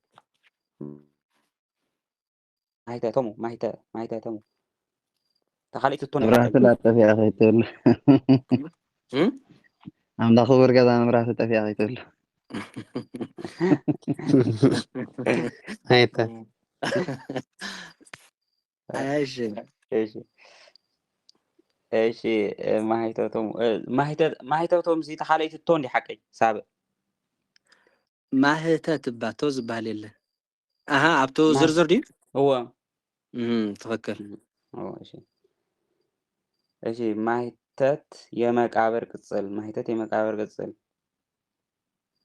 እለ እንታይ ነዳ እለ አዳም የማህተት ዘርፎች እለ አዳም የማህተት ዘርፎች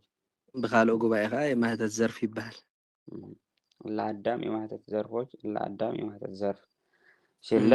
አቀብሎ ሸሽ ተስማዕ ማሰሪያ ጽድቅ የተስማዕ ተሳቢ ዘርእዮ አይነ ዚአከ እሺ የአይነ ዚአከ ቅጽል ርእዮ ብሎ እንዲያስር ዘይጠብቀዋል እስክስቲ ዘንታይ ጌርካ ጽድቅ እንታይ ጌርካ መጀመርታ ጽድቅ የተስማዕ ተሳቢ ዘኸ የአይን ቅጽል ርእዮ ብሎ እንዲያስር ዘይጠብቀዋል ናብ ጽድቅ ቅጽል ናብ ጽድቅ ቅጽል ዓይንኻ ዝረአየ ሓቂ ተዛረብኩ ዝረአየ ሓቂ እሺ የጽድቅ ቅጽል ርእዮ ብሎ እንዲያስር ዘይጠብቀዋል እሺ አይነ ዚአከ አይን የርእዮ ባለቤት ዚአከ አገባ ፍቹ ዚ አዘርዛሪ አምላአተ ንባብ ዛሪ ከትራስ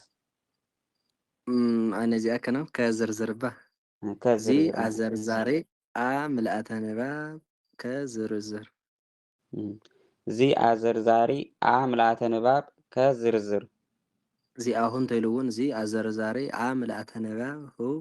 ዝርዝር አንድም ብካልእ እውን እንታይ ይበሃል እዚ ኣዘርዛሪ አ ማዘርዘሪያ ሁ ዝርዝር እውን ይበሃል። እሺ ዚአ ዘርዛሪ አ ምልአተ ንባብ አ ምልአተ ንባብ ከዝርዝር እሺ አትሃቲ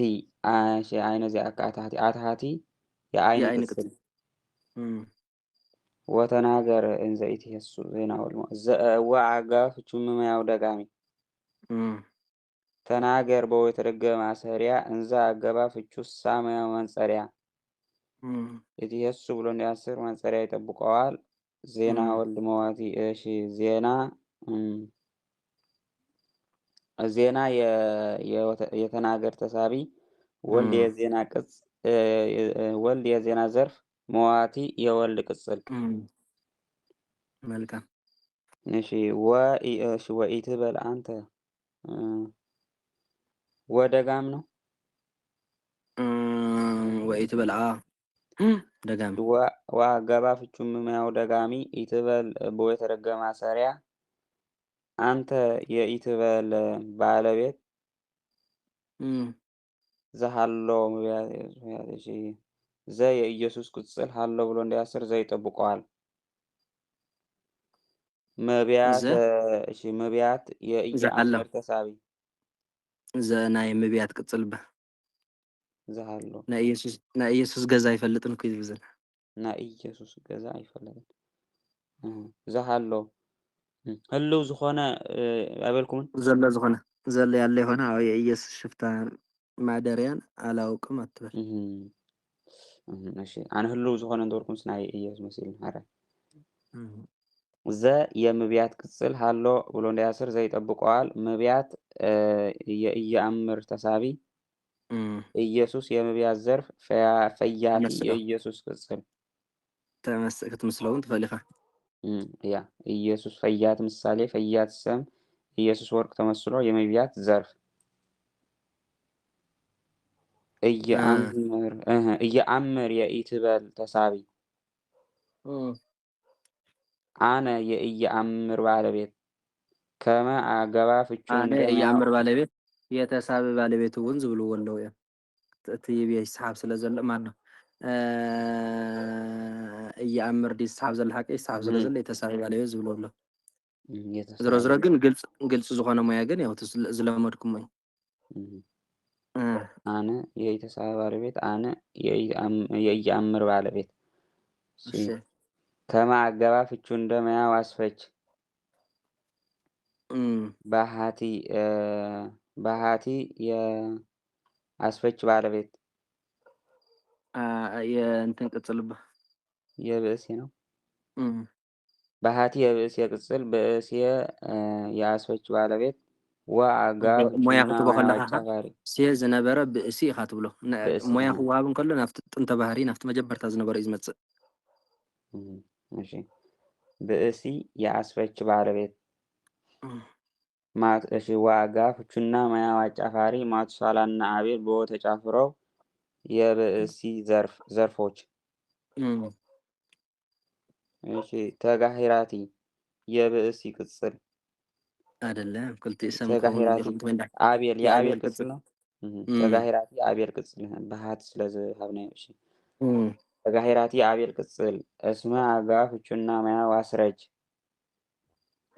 አንተ የአስረጅ ባለቤት ዘ የአንተ ቅጽል አይደለም ዘ ኩሎ ሀታቲ እስመ አንተ እንታይ ጌርካዮ አንተ የሀታት ባለቤት አንተ እስመ አንተ ዘ ኩሎ ሀታት ዲ የውእቱ ባለቤት ባ እሺ ዘ የውእቱ እሺ ዘው አንተ የውእቱ ባለቤት ዘ የውእቱ መመርመሪያ ዘ የውእቱ መመርመሪያ ሁሉም ነገር ሁሉም ማን ነው? ሁሉም የምትመረምር ነህና ባ ሁሉም የምትመረምር እሺ ዘ የውእቱ መመርመሪያ ውእቱ መርምሮ እንዲያስር እንተ ይጠብቃል አብይ ዘለንተ አስረጅ አይደለም አስረጅ ይጠብቀዋል። እሺ አስረጅ ይጠብቀዋል። ኩሎ ብሎ እንዳያስር ዘይ ይጠብቀዋል። አይደለም ኩሎ ኩሎ የሀታት ተሳቢ ገቢር ስለዝሆነ ማለት እሺ ኩሎ የሀታት ተሳቢ ሀታቲ የአንተ ቅጽል እስማ አንተ ማን ሀታት ዲ ሀታት የውት ቅጽል የውት መመርመሪያ ናይ ውት መርምሮ እንዳያስር ዘይ ይጠብቀዋል ማለት ነው። ውእቱ መመርመሪያ ውእቱ መርምሮ እንዳያስር ዘይ ይጠብቀዋል። እሺ እስከዛ መወዳታ ከንጭ አንደግማ እስማ አገባብ ፍቹና መያው አስረጅ አንተ የውቱ ባለቤት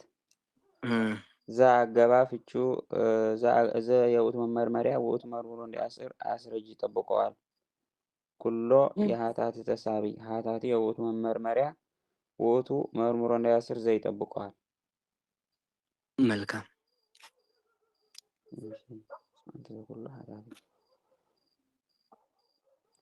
ተጋሂራቲ ዝበለሲ ተጋሂረተ ኢሉስ አጻበ ታይ ዝብል ኢልኩም ከተማ ለገህሮ ተጋሂራቲ ተጻጻበና ለህጅ ተጋሂረተ ታይ ዝብል ግሱ ተጓራበተ ዲ ተጋሂረተ አጽ ጎረቤት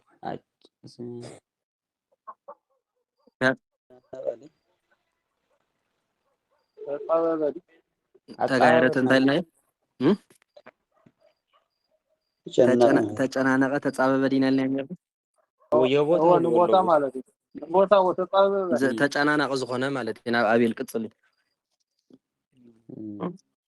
አጅን ቦታ ጥራይ አይኮነን ማለት ተጨናነቀ ዝኾነ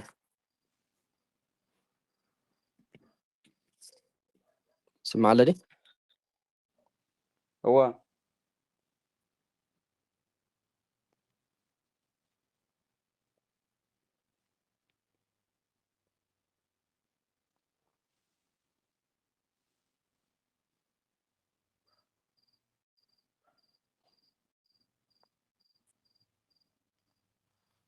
يسمع لندي حجي يسمع له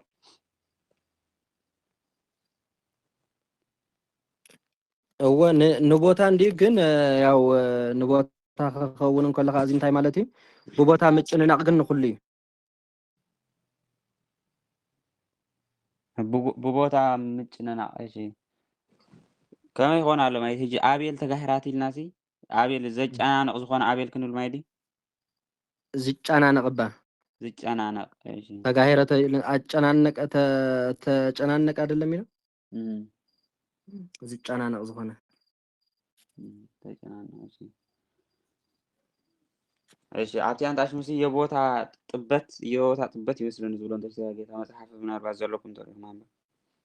ግስደው ናይ ቦታ እዩ ዝብሎ ናይ ቦታ እንደ ዝብሎ እና ናይ ቦታ ማለት እንታይ ማለት መስለኩም ብቦታ ትጫናነቆ ነገር ዳል እምበር ቦታ ዝጫናነቅ ኮይኑ እኮ ይኮነ ሰቢ ቦታ ዝጫናነቅ በተጸቢብ ቦታ ዝጫናነቅ መኒ ሰቢ ማለት እምበር ቦታ ዳ መግኡዝ ነገር እኮ ስለዚህ ትጭንቀት ሲ በሐሳብ በኻል አይኮነም ቦታ ጸቢብካ ትጫናነቆ ነገር ማለት እዩ እና አቤልካ ኣብ ንእሽተይ መቃብር ተቀቢሩ ተጫናኒቁ ማለት እኮ እዩ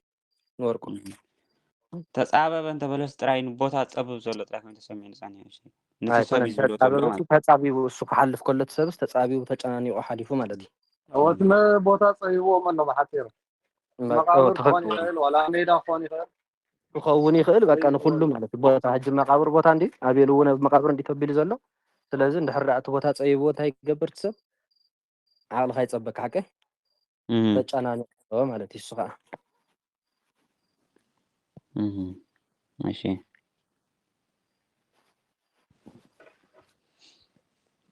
እሺ ያ ቃሉ ሕቶ እንተሊና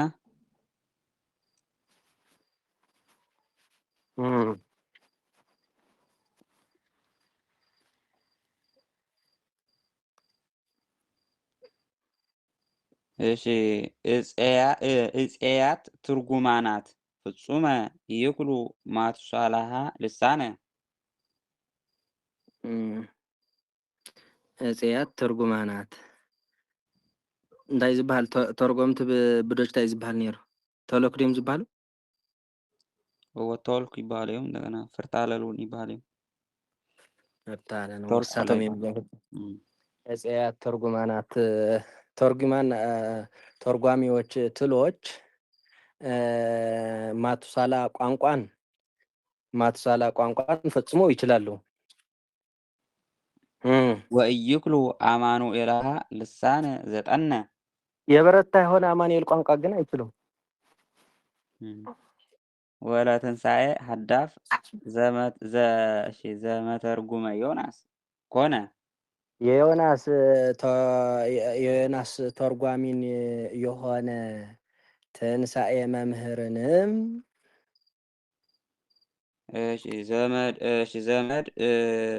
ዘመዱ ክርስቶስ ዘኢተቃረነ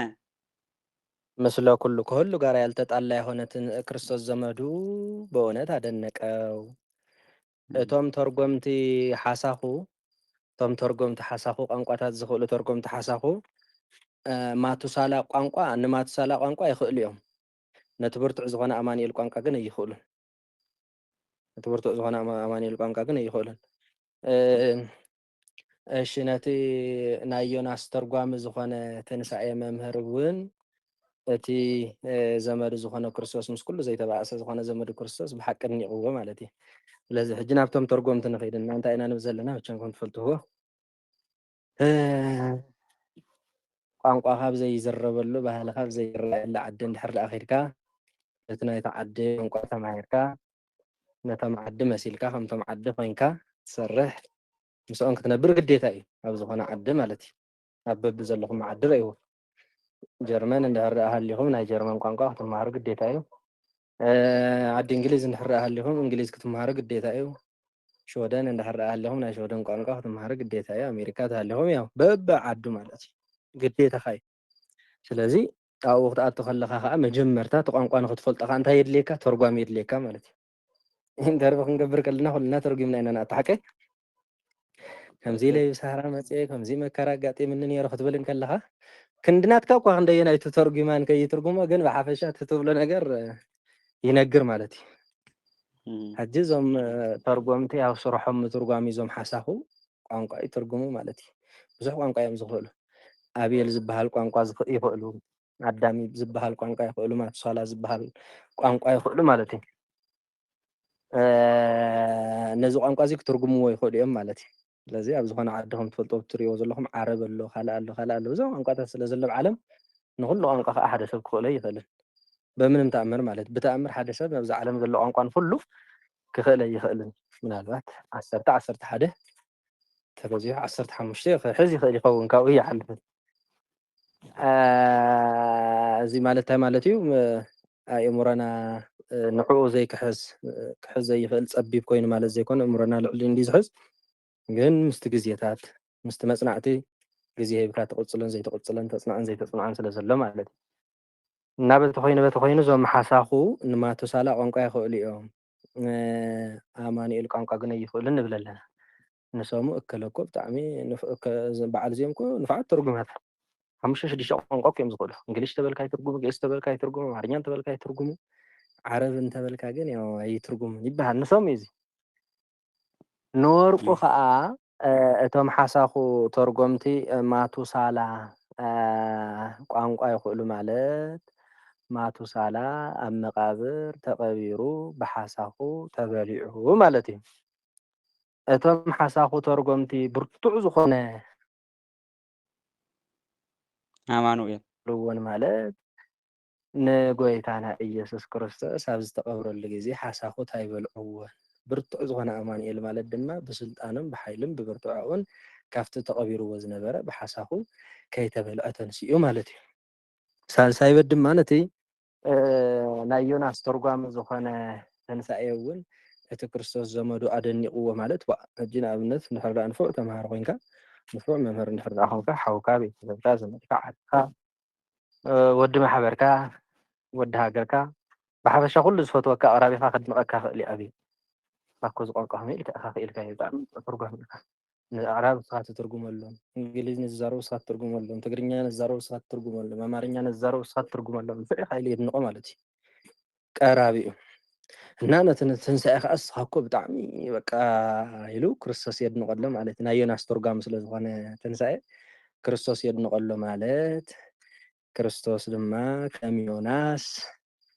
ካብ መቃብር ተንሲኡ ማለት እዩ ወርቁ ኣድኒቅዎ ማለት ተንሲኡ ማለት እዩ ይበል ነው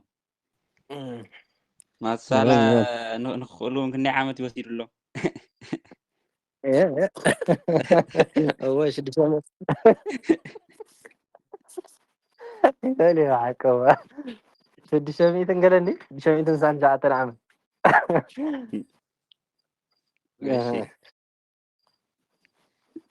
እሺ የፀያት ትርጉማናት ምሳሌ ትርጉማናት ሰሞች እጽያት ወርቆች ተመስለው የይክሉ ባለቤቶች ፍጹም አንቀጽ አጓዳማሽ ይክሉ ማሰሪያ ማቱሳላህ ልሳን ማቱሳላ ልሳን ምሳሌ ማቱሳላ ልሳን ሰም ማቱሳላ ወርቅ ተመስሎ የይክሉ ተሳቢ ወአገባብ ፍቹ እና ማያው ወይክሉ ነገር ግን ነው ነገር ግን ወአጋ ፍቹ ነገር ግን ማያው ደጋም እሺ ዋጋ ፍቹ ነገር ግን ማያው ደጋሚ ይክሉ ብሎ እንዳያስር ይክሉ በወ የተደገመ ማሰሪያ አማኑኤል ልሳን እሺ ልሳን ሰም አማኑኤል ወርቅ ተመስሎ የይክሉ ተሳቢ ዘ የልሳን አማኑኤል ቅጽል ጠነ ጠነ ብሎ እንዳያስር ዘ ይጠብቀዋል ወለ ትንሳኤ እሺ ደጋሚ ለአገባብ ፍቹን ነው ተጠቃሽ ትንሳኤ ሀዳፍ ምሳሌ ትንሳኤ ሀዳፍ እሺ ሀዳፍ ሰም ትንሳኤ ወርቅ ተመስሎ የተጠቃሽ ባለቤት ዘ የትንሳኤ ሀዳፍ ቅጽል መተርጉመ ዮናስ እሺ መተርጉም የኮነ ተሳቢ መተርጉም የኮነ ተሳቢ ዮናስ የመተርጉም ዘርፍ ኮነ ብሎ እንዳያስር ዘይጠብቀዋል ዘመዱ ክርስቶስ እሺ ዘመድ ክርስቶስ ምሳሌ እሺ ዘመድ ክርስቶስ ምሳሌ ዘመድ ሰም ክርስቶስ ወርቅ ተመስሎ የአንኮሮ ባለቤት ዘኢተቃረነ እሺ የትንሳኤ ሀዳፍ ቅጽል አይደለም የዘመድ ክርስቶስ ቅጽል የዘመድ እሺ ዘይተቃረነ እሺ ዘመዱ ክርስቶስ እሺ ዘመድ እሺ የዘመድ ክርስቶስ ቅጽል ኢተቃረነ ብሎ እንዳያስር ዘይጠብቀዋል ምስለ አገባ ፍቹ ጋራ ማያው አፈቃቃሪ ኩሉ የአፈቃቃሪ ባለቤት አንከሮ በው የተደገመ ማሰሪያ እሙነ አንቀጽ አጓራማሽ መልካም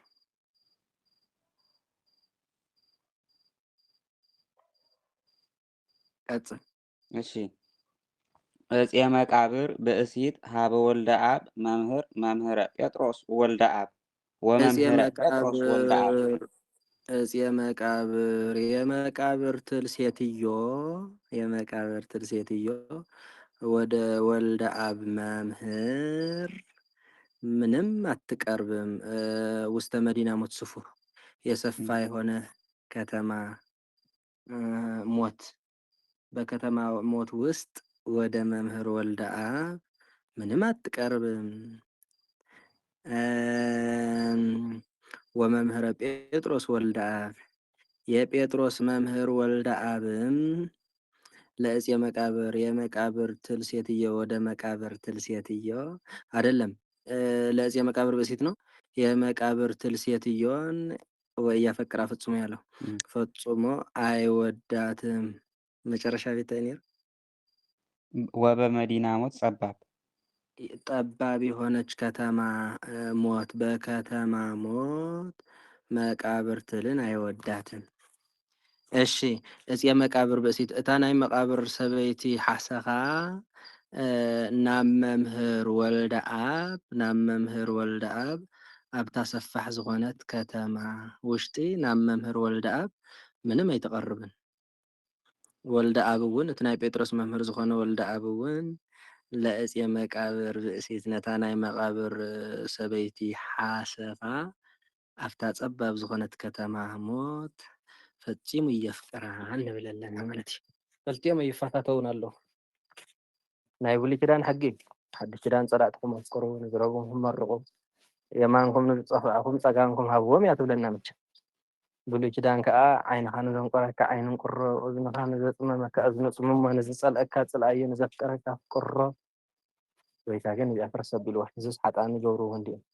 ፀላእትኩም እንድሕር ዳ ፍቂርኩም በረኸት ዘለኩም ይብለና ማለት እዩ ሓዱሽ ኪዳን። ሕጂ ትሪእዎም ኣለኹም ክልቲኦም ተፃሊኦም ማለት እዩ። እታ መቃብር ሰበይቲ ዋ ናይ በልዎ እዚ መምህር ወልደ አብ ዝበሃል ስቂኢሉ ሓሳቡ ዘይኮነ ፖለቲካ ዝምህር እዚ ስቂኢሉ እንታይ ቀሺ ድዩ መምህር ዲ ክበሃል እዚ ኢላ ትፀልአላ ርእይዋ ሓምየላ ማለት ዋ ኣብቲ ማእኸል ከተማ እዩ ከዓ የበልዎ ከምዚ ዝኣመሰለ መምህር እንታይ ክገብር እንታይ ክዓብስ ኢላ እታ ሓሳኻ ሰበይቲ ንመን ትፀልአላ ማለት እዩ ነቲ መምህር ወልደ አብ ሓቂ ናይ ቤተክርስትያን መምህር እንድሕር ዳ ኮንካ ኣብ ሰባት ተፀላእነት ክተብል የብልካን ሰባት ክትከፍእ የብልካን ሰባት ክተዳሊ የብልካን ዓሌት ክትሰብኽ የብልካን ዘርኢ ክትሰብኽ የብልካን ኩልና ዘርአ ኣዳምን ሔዋንን ምዃንና ዳ ክትሰብኽ ኣለካ እምበር እስኻ ሰራየ እስኻ ሓማሴን እስኻ ትግራይ እስኻ ኤርትራ እስኻ ኣምሓራ እስኻ ዓረብ እስኻ ሱዳን ዝበሃል ነገር የለን። እዚ ዓዲ ፃዓዱ ዘለኹም ትፈልጥዎ ማለት ፃዓዱ ክኢሎም እዮም ነዚ ንኩሉ ዘረኝነት ዝበሃል ኣጥፊኦሞ ማለት እዩ። ንዓና ዘጥቀዐና ዘሎ ግን እዚ ስለዚ ንመምህር ወልደ አብ ትፀልአላ ማለት እዩ። ፀልአላ ነይበልዎ እዚ መምህር እዚ ኢላ ፀሊኣቶ መምህር ወልደ አብ እውን ዋ እዛ ሰበይቲ እዚኣ ወረኛ እንዲኣ ሓማይት ነይበልዋ ናብዚኣ ይተቕረቡ ኢሉ ተፈኻኺሮም ማለት እዩ። እሳ ብወገና ትፀልአላ ቡና እንዳሰተየት መሕመይ ጌራቶ እሱ ከዓ ዋ ነይበልዋ እዚኣ ትኽኢላ እንዲኣ ዛርቲ ጥዕና ዘይብላ ሕመምቲ እንዳኣላ ኢሉ የቃልላ ማለት እዩ። ዘጋጠም እዚ ኣብ ዘሎ እዩ እና እዚ እንታይ ማለት እዩ እታ ሓሰኻ ሰበይቲ ንመምህር ወልደ አብ ፀሊኣቶ ማለት ኣይበልዐቶን ብሓሰኻ ኣይተፈልዐን ክርስቶስ ማለት እዩ። ክርስቶስ ድማ ንዓዓ ፀሊእዋ እንታይ እዩ ዝብል ወደይ ጥበብ ሲራክ ተጋሃስ እምእከይ ወይ ማነው ወትትጋሃስ ለሊሃ ወትትጋሃስ እምኔከ ለሊሃ ይመስለኒ ካብ እከይ ርሓቕ ንሳ እውን ካብኻ ክትርሕቕ ይብል ጥበበኛ ሲራክ እና ተረሓሒቆም እዮም ዘለዉ። ክርስቶስ ድማ ነታ ሓሰኻ ሰበይቲ ኣፍታ ፀባብ ዝኾነት ሞት መቃብር ፀሊእዋ ማለት ኣፍታ ተቐቢርዋ ዝነበረ ሓሰኻ ንክርስቶስ ኣይበልዐቶን ማለት እዩ ንፍርቁ።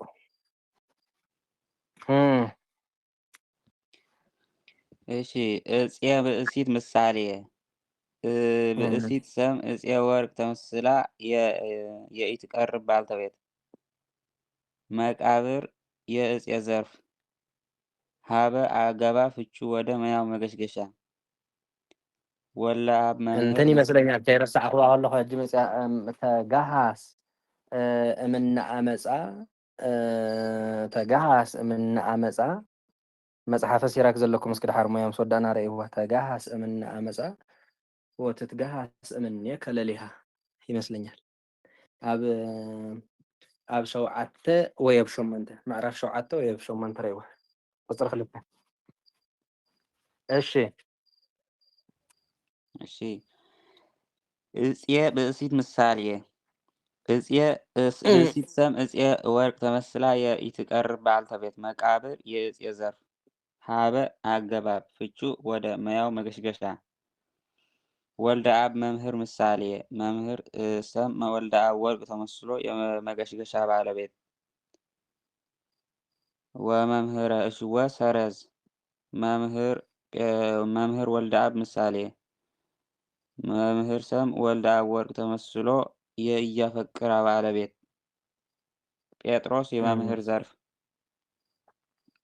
እሺ ለእጽየ መቃብር ብእሲት እሺ ለአገባ ፍቹ እንደመያው ተጠቃሽ ወደ ነው እንዴ? አዎ ትክክል ለአገባ ፍቹንም ያው ተጠቃሽ እፄ መቃብር በሲት እሺ እፄ ሰም በሲት ወርቅ እሺ በሲት ሰም እፄ ወርቅ ተመስላ የተጠቃሽ ባልተቤት መቃብር የእፄ ዘርፍ ምንተኒ እሺ ምንተኒ አንቀጽ አጋራማሽ ነው። ምንተኒ ትቀርብ ነው። እሺ ምንተኒ አንቀጽ አጋራማሽ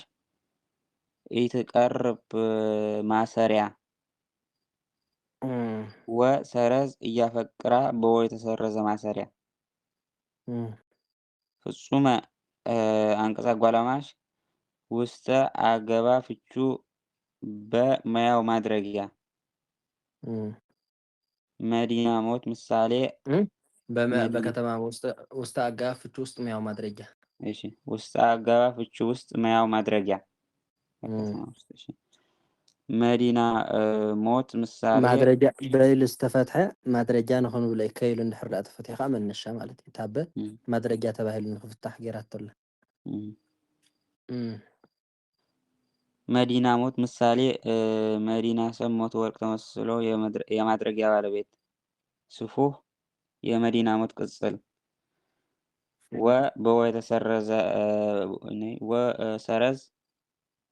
በአገባ ፍቹ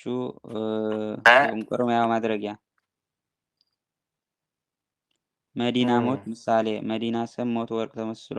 የማድረጊያ ባለቤት ጸባብ የሞት መዲና የቅጽል መልካም ይበል ረኺብኩም ማለት ሲራክ ዝገንጸለ መጽሐፍ መን አለ። እሺ ቀጥሎ ልግባይ ቀር እሺ ባህርያ ወለጠት ትንሣኤ ዮናስ ብእሲት ትውክተሃ ባህርያ ወለጥ አምጣነ መጽአ በግብት ባህርያ ወለጠት ማን ነው? ትንሣኤ ዮናስ ብእሲት ዮናስ ሴትዮ ትንሣኤ ጸባይዋን ቀየረች። ወርሃዊ ደሟ ክርስቶስ በድንገት መጥተዋልና አበባ ክርስቶስ በድንገት መጥተዋልና አበባ ቢል ይሻላል። እሺ እታና ዮናስ ትንሣኤ ሰበይትስ ጠባያ ቀይራ ጸርጸር ኢላ እንታይ ዳ ኮይና ጸርጸር ኢላ እንድሕር ተባህለት ወርሃዊ ጽጌያታ ክርስቶስ አንደበት ስለዚ መጻ ማለት እዩ። አው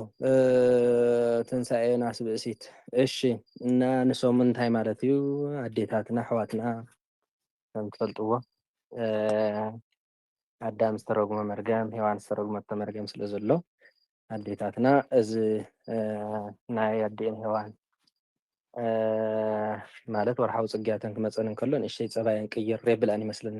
ፀርፀር የብለን ወይ ቀንሳ ከለዋ ወይ ከዓ ክሱፍ መፀን እንከሎ ድኽምክም ይብላ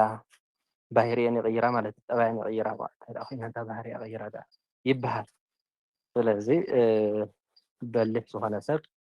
ክርዳእ ይኽእል ማለት እዩ። ወርሓዊ ጽጌያታ ደመፂዋ ይኸውን መሓዘን ደጋጢምዋ ይኸውን ከምዚ ደጋጢምዋ ይኸውን ኢሉ ይግምት ንሶም ከምኡ ማለት እዩ። ኣዴታትና ወርሓዊ ጽጌያት ክመፀን ከሎ ጠባየን ንእሽተይ ቅይር የብላ እየን ከም ባህሪ ክኸውን ይኽእል ግን ብዝተለምደ ቋንቋ ማለት እዩ። ንወርቁ ድማ እታ ትንሣኤ ባህርያ ቀይራ እቲ ኣበባኣ ክርስቶስ ስለ ዝመፀ ባህርያ ቀይራ ማለት ክርስቶስ ተንሲኡ ማለት እዩ ንወርቁ። እሺ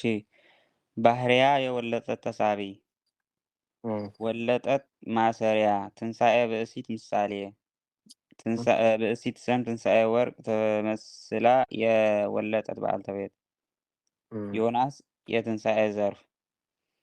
ትክቶሃ ክርስቶስ እሺ ትክቶ ክርስቶስ ምሳሌ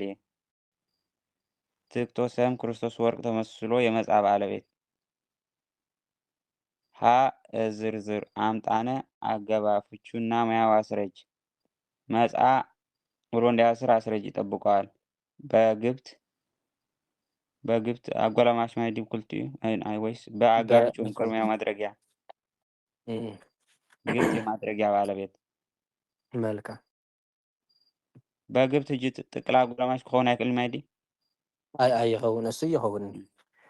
በድንገት ጥራይ ዝብል ግብት እንታይ ጥራይ ዘጎዳ ጥቅል ዝኾኑ ፍሉጣት እሺ እሺ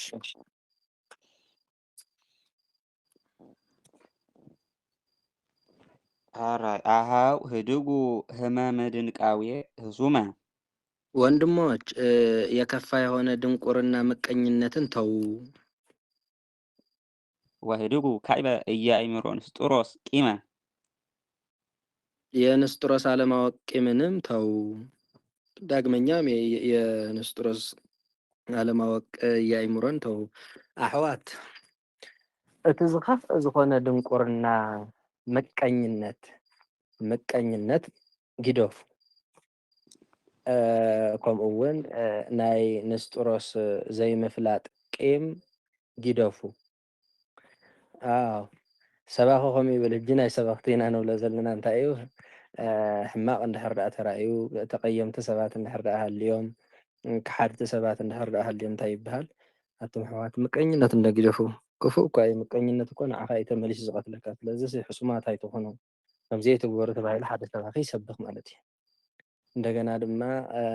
እትሪእዎም ዘለኹም ዘመን ማርያም እንታይ ኣይኮነትን እዩ ዝብል ዘሎ ማርያም ቤዛዊት ኣይኮነት አይደለችም ብለው ከአርዮስ ያንስ ክህደት ማለት ነው። ካብቲ ናይ አርዮስ ዘይንእስ ክህደት ይትረፍዶ ኣደና ቅድስት ድንግል ማርያም ስዙ ጌርናዮ ዘለና ጫማ እኳ ቤዛ ይበሃል። ቤዛ ማለት ማለት ምትክ ማለት እዩ። ዝከላኸለልካ ፅላል ንባዕሉ ቤዛ ይበሃል። ማይ ከይወቕዓካ ማይ ከይሃርመካ ስለ ዝኽልክለልካ ማለት እዩ። ጫማ ንባዕሉ እሾክ ከይወግአካ ስለ ዝኽልክለልካ ቤዛ ይበሃል እና ማርያም ቤዛ ኣይኮነትን። ኣብ ምንታይ እዩ ዘሎ ንቤዛ ዝገልጽ ካብ ውዳሴ ማርያም እስክምጽኡ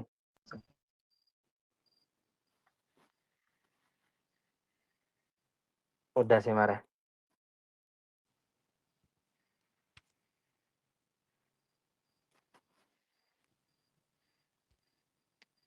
ሲንኩም ንቤዛ ዝገልጽ ማለት ቆማ ዓይነት ቤዛ ዝገልጽ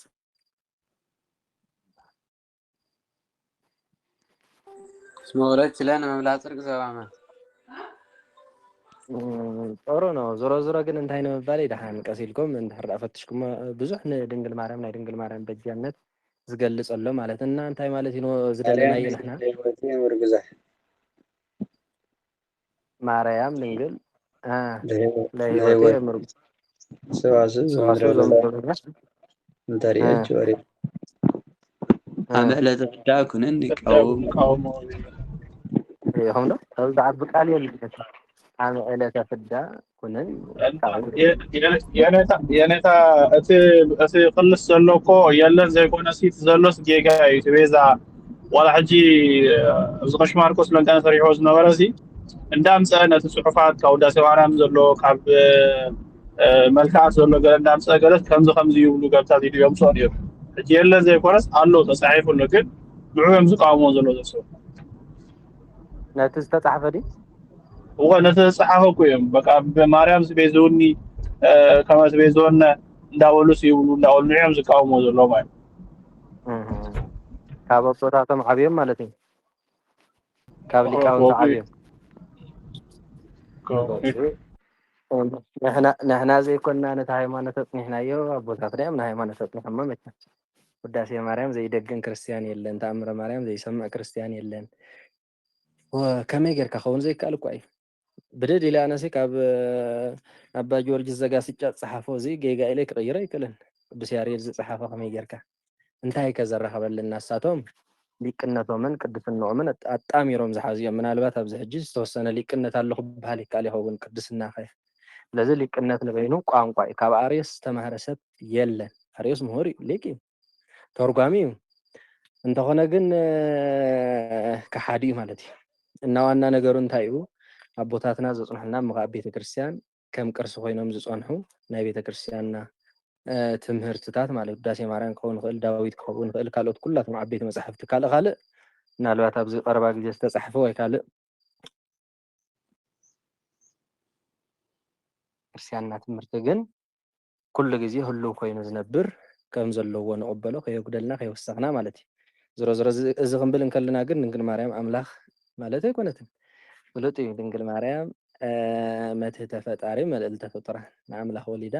በጃ ኮይናትና ማለት እዩ በጃ بأنت هو أنت أصوه تجنة وأنت ماريا تنقل ترى هو لنا داقم كفلنا زولا مالتي وتا قدامي تدني هوان قلنا تعاتينا بدا خلقتي هوان أدنا قدس تنقل ماريا بما بناتها بالجنة مالتي جنة تخفيت لنا الناس روزرو انت اينا نمزلنا تناي نسطروس كحدات قيمون جيدافو مالت اي تخحادو بأمنة دوبلو ሃይማኖትኩም መጽናዕ ቤተክርስቲያንኩም ሓልው ሊቃውንቲ ኮይንኩም ንመናፍቃን ተኸራኸሩ ሊቃውንቲ ኮይንኩም ጽደቁን ሊቅነትኩም ሃሩሉን ጽደቁሉን ርብሑሉን ማለት እዩ ወርቁ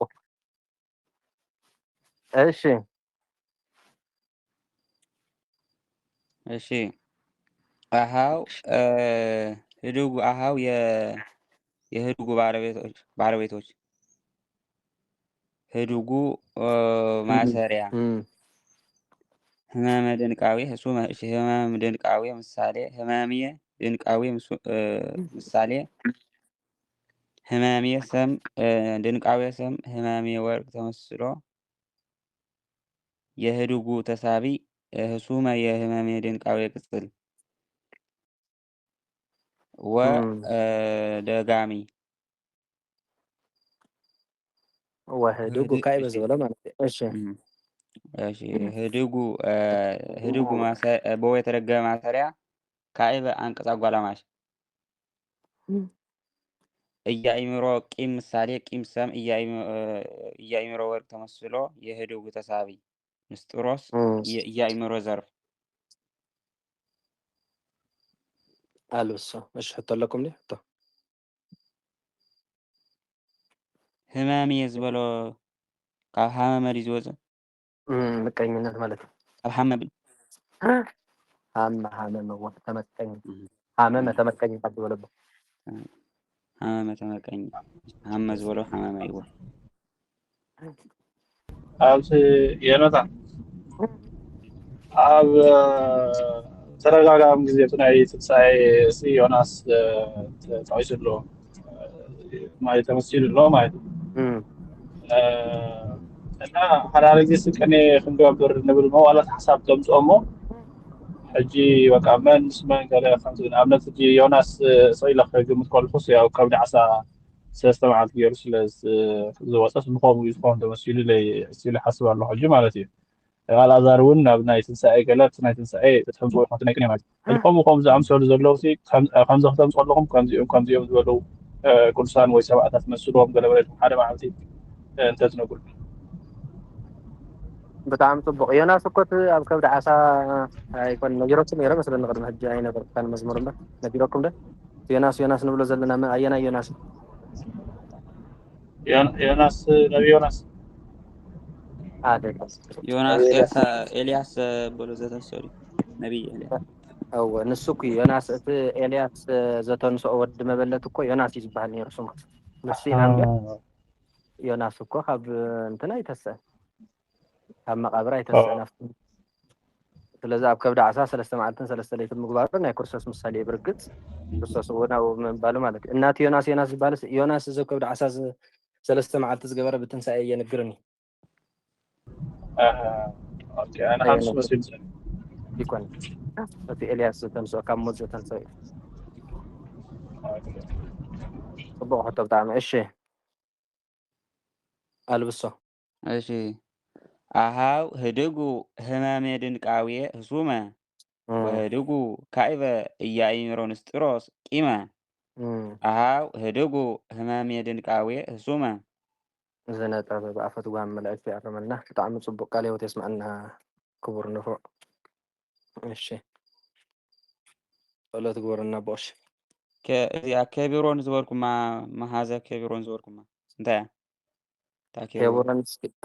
አለ ዲሮ ብንገረና እስከበሎ ከቢሮን ትፈልጣ ዲኻ هو ناي أبونا أبراهام مقابر داقنا أبكست يا زلا حجي أبناء من جزات يا زلا ناب جزات فلسطين يا زلا ولا بيتلهم مش فلسطين يزلا مش ده زيهم يمكن تقاطروا زيهم زي قاطروا مريض فلسطين غزة ترى لما حضروا زيهم أجنا أوصيهم بليتنا أنا إحنا هم بليتنا أنا بيتلهم قالوا ولا نحصل فلسطين ናይ አብርሃም መቃብር አብይ ዘሎ ሓቀ هو جن وقعتهم خطة أبونا يميلوا تما سيستم قومي ዝረብዋናነ ዘምፃና የግን መዓዘ ከብሮም ማለት ጎይታና ኢየሱስ ክርስቶስ ሰብ ከሎ ዓዲ ስለ ዝኾነ ማለት እዩ ካብቶም ኢየሱስ ክርስቶስ እንዳኸደ ሰብ ከሎም ዓድታት ሓንቲ ኬብሮን ትበሃል ولا ياريكو فو ويزلو فلسطين ترجمة ولا خبرك ياريكو فلسطيني ፍልስጥኤም ማለት እዩ ኣብ ማእኸል ፍልስጥኤም እዩ ዘሎ ياريكو هو ترجمة خبرت مالتي له بإبراهيم ኬብሮን ዲ هو ብዕብራይስጥ ከምኡ ማለት ድዩ ረቢ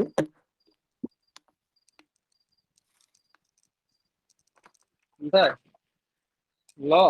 ኬብሮን ዝብል ቋንቋ ኣሎ ትጥቀምሉ لا يلا بياخد بحبرة الدهري له بياخد بياخد الدهري له بحاجة ماله يهلو يزرعون في وزن لهم وون كون خلي نحن بناي نتبع كنتون فاني خيلي الله حد زي فلت بزح زي تسمون الله حدي إلهي لا ما سبت ثاني يقولون لا حد نازل هذا أملاكي لمن تهدقني مالته هو مثل هدي بهلته من تسمونه لا ما أعرف ثاني لهم هدي بناي كنتي لا ما سبت ثاني لهم تفهم بناي حجان لا ما أعرف ثاني أعرف ثاني هدي نقوم غير علو هذا قالات صغيرة اللي بخمين مهمة وقالت ቋንቋ ተቀያየርን እንዳማዕበለ እንዳተወልደ እኮ ዝኸይድ ቋንቋ ወንደገና ሃክልት ንሓደ ቃል ክልተ ትርጉም ዘለዎ ኻና አለ ከምናህና ማለት እኮ አይሳአንን ኩሉ ዓዲ ቋንቋ ዋና ነገሩ ግን አረፍተ ነገሩ ምርዳእ እሺ ያኽለና ይብሉ ጸሎት ግብርና ቦሽ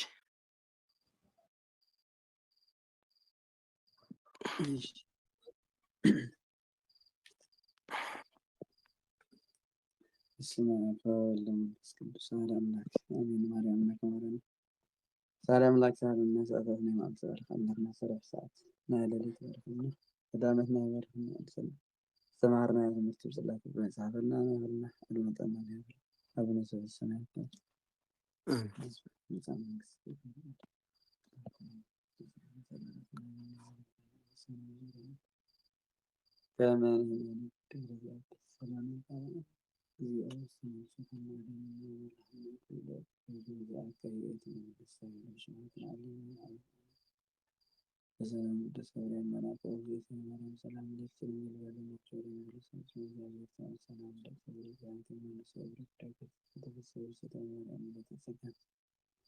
እግዚአብሔር ለቻለ ጸልይ እንተና ፍሩልክ ኢየሱስ ክርስቶስ ይስረዳና በእንተማጸነች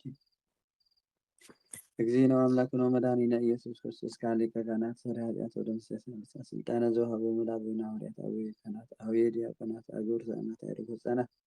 ወንብታነ ወነጻነ ድሏን ለመንግሥተ ሰማያት እግዚኦ መሐረነ ክርስቶስ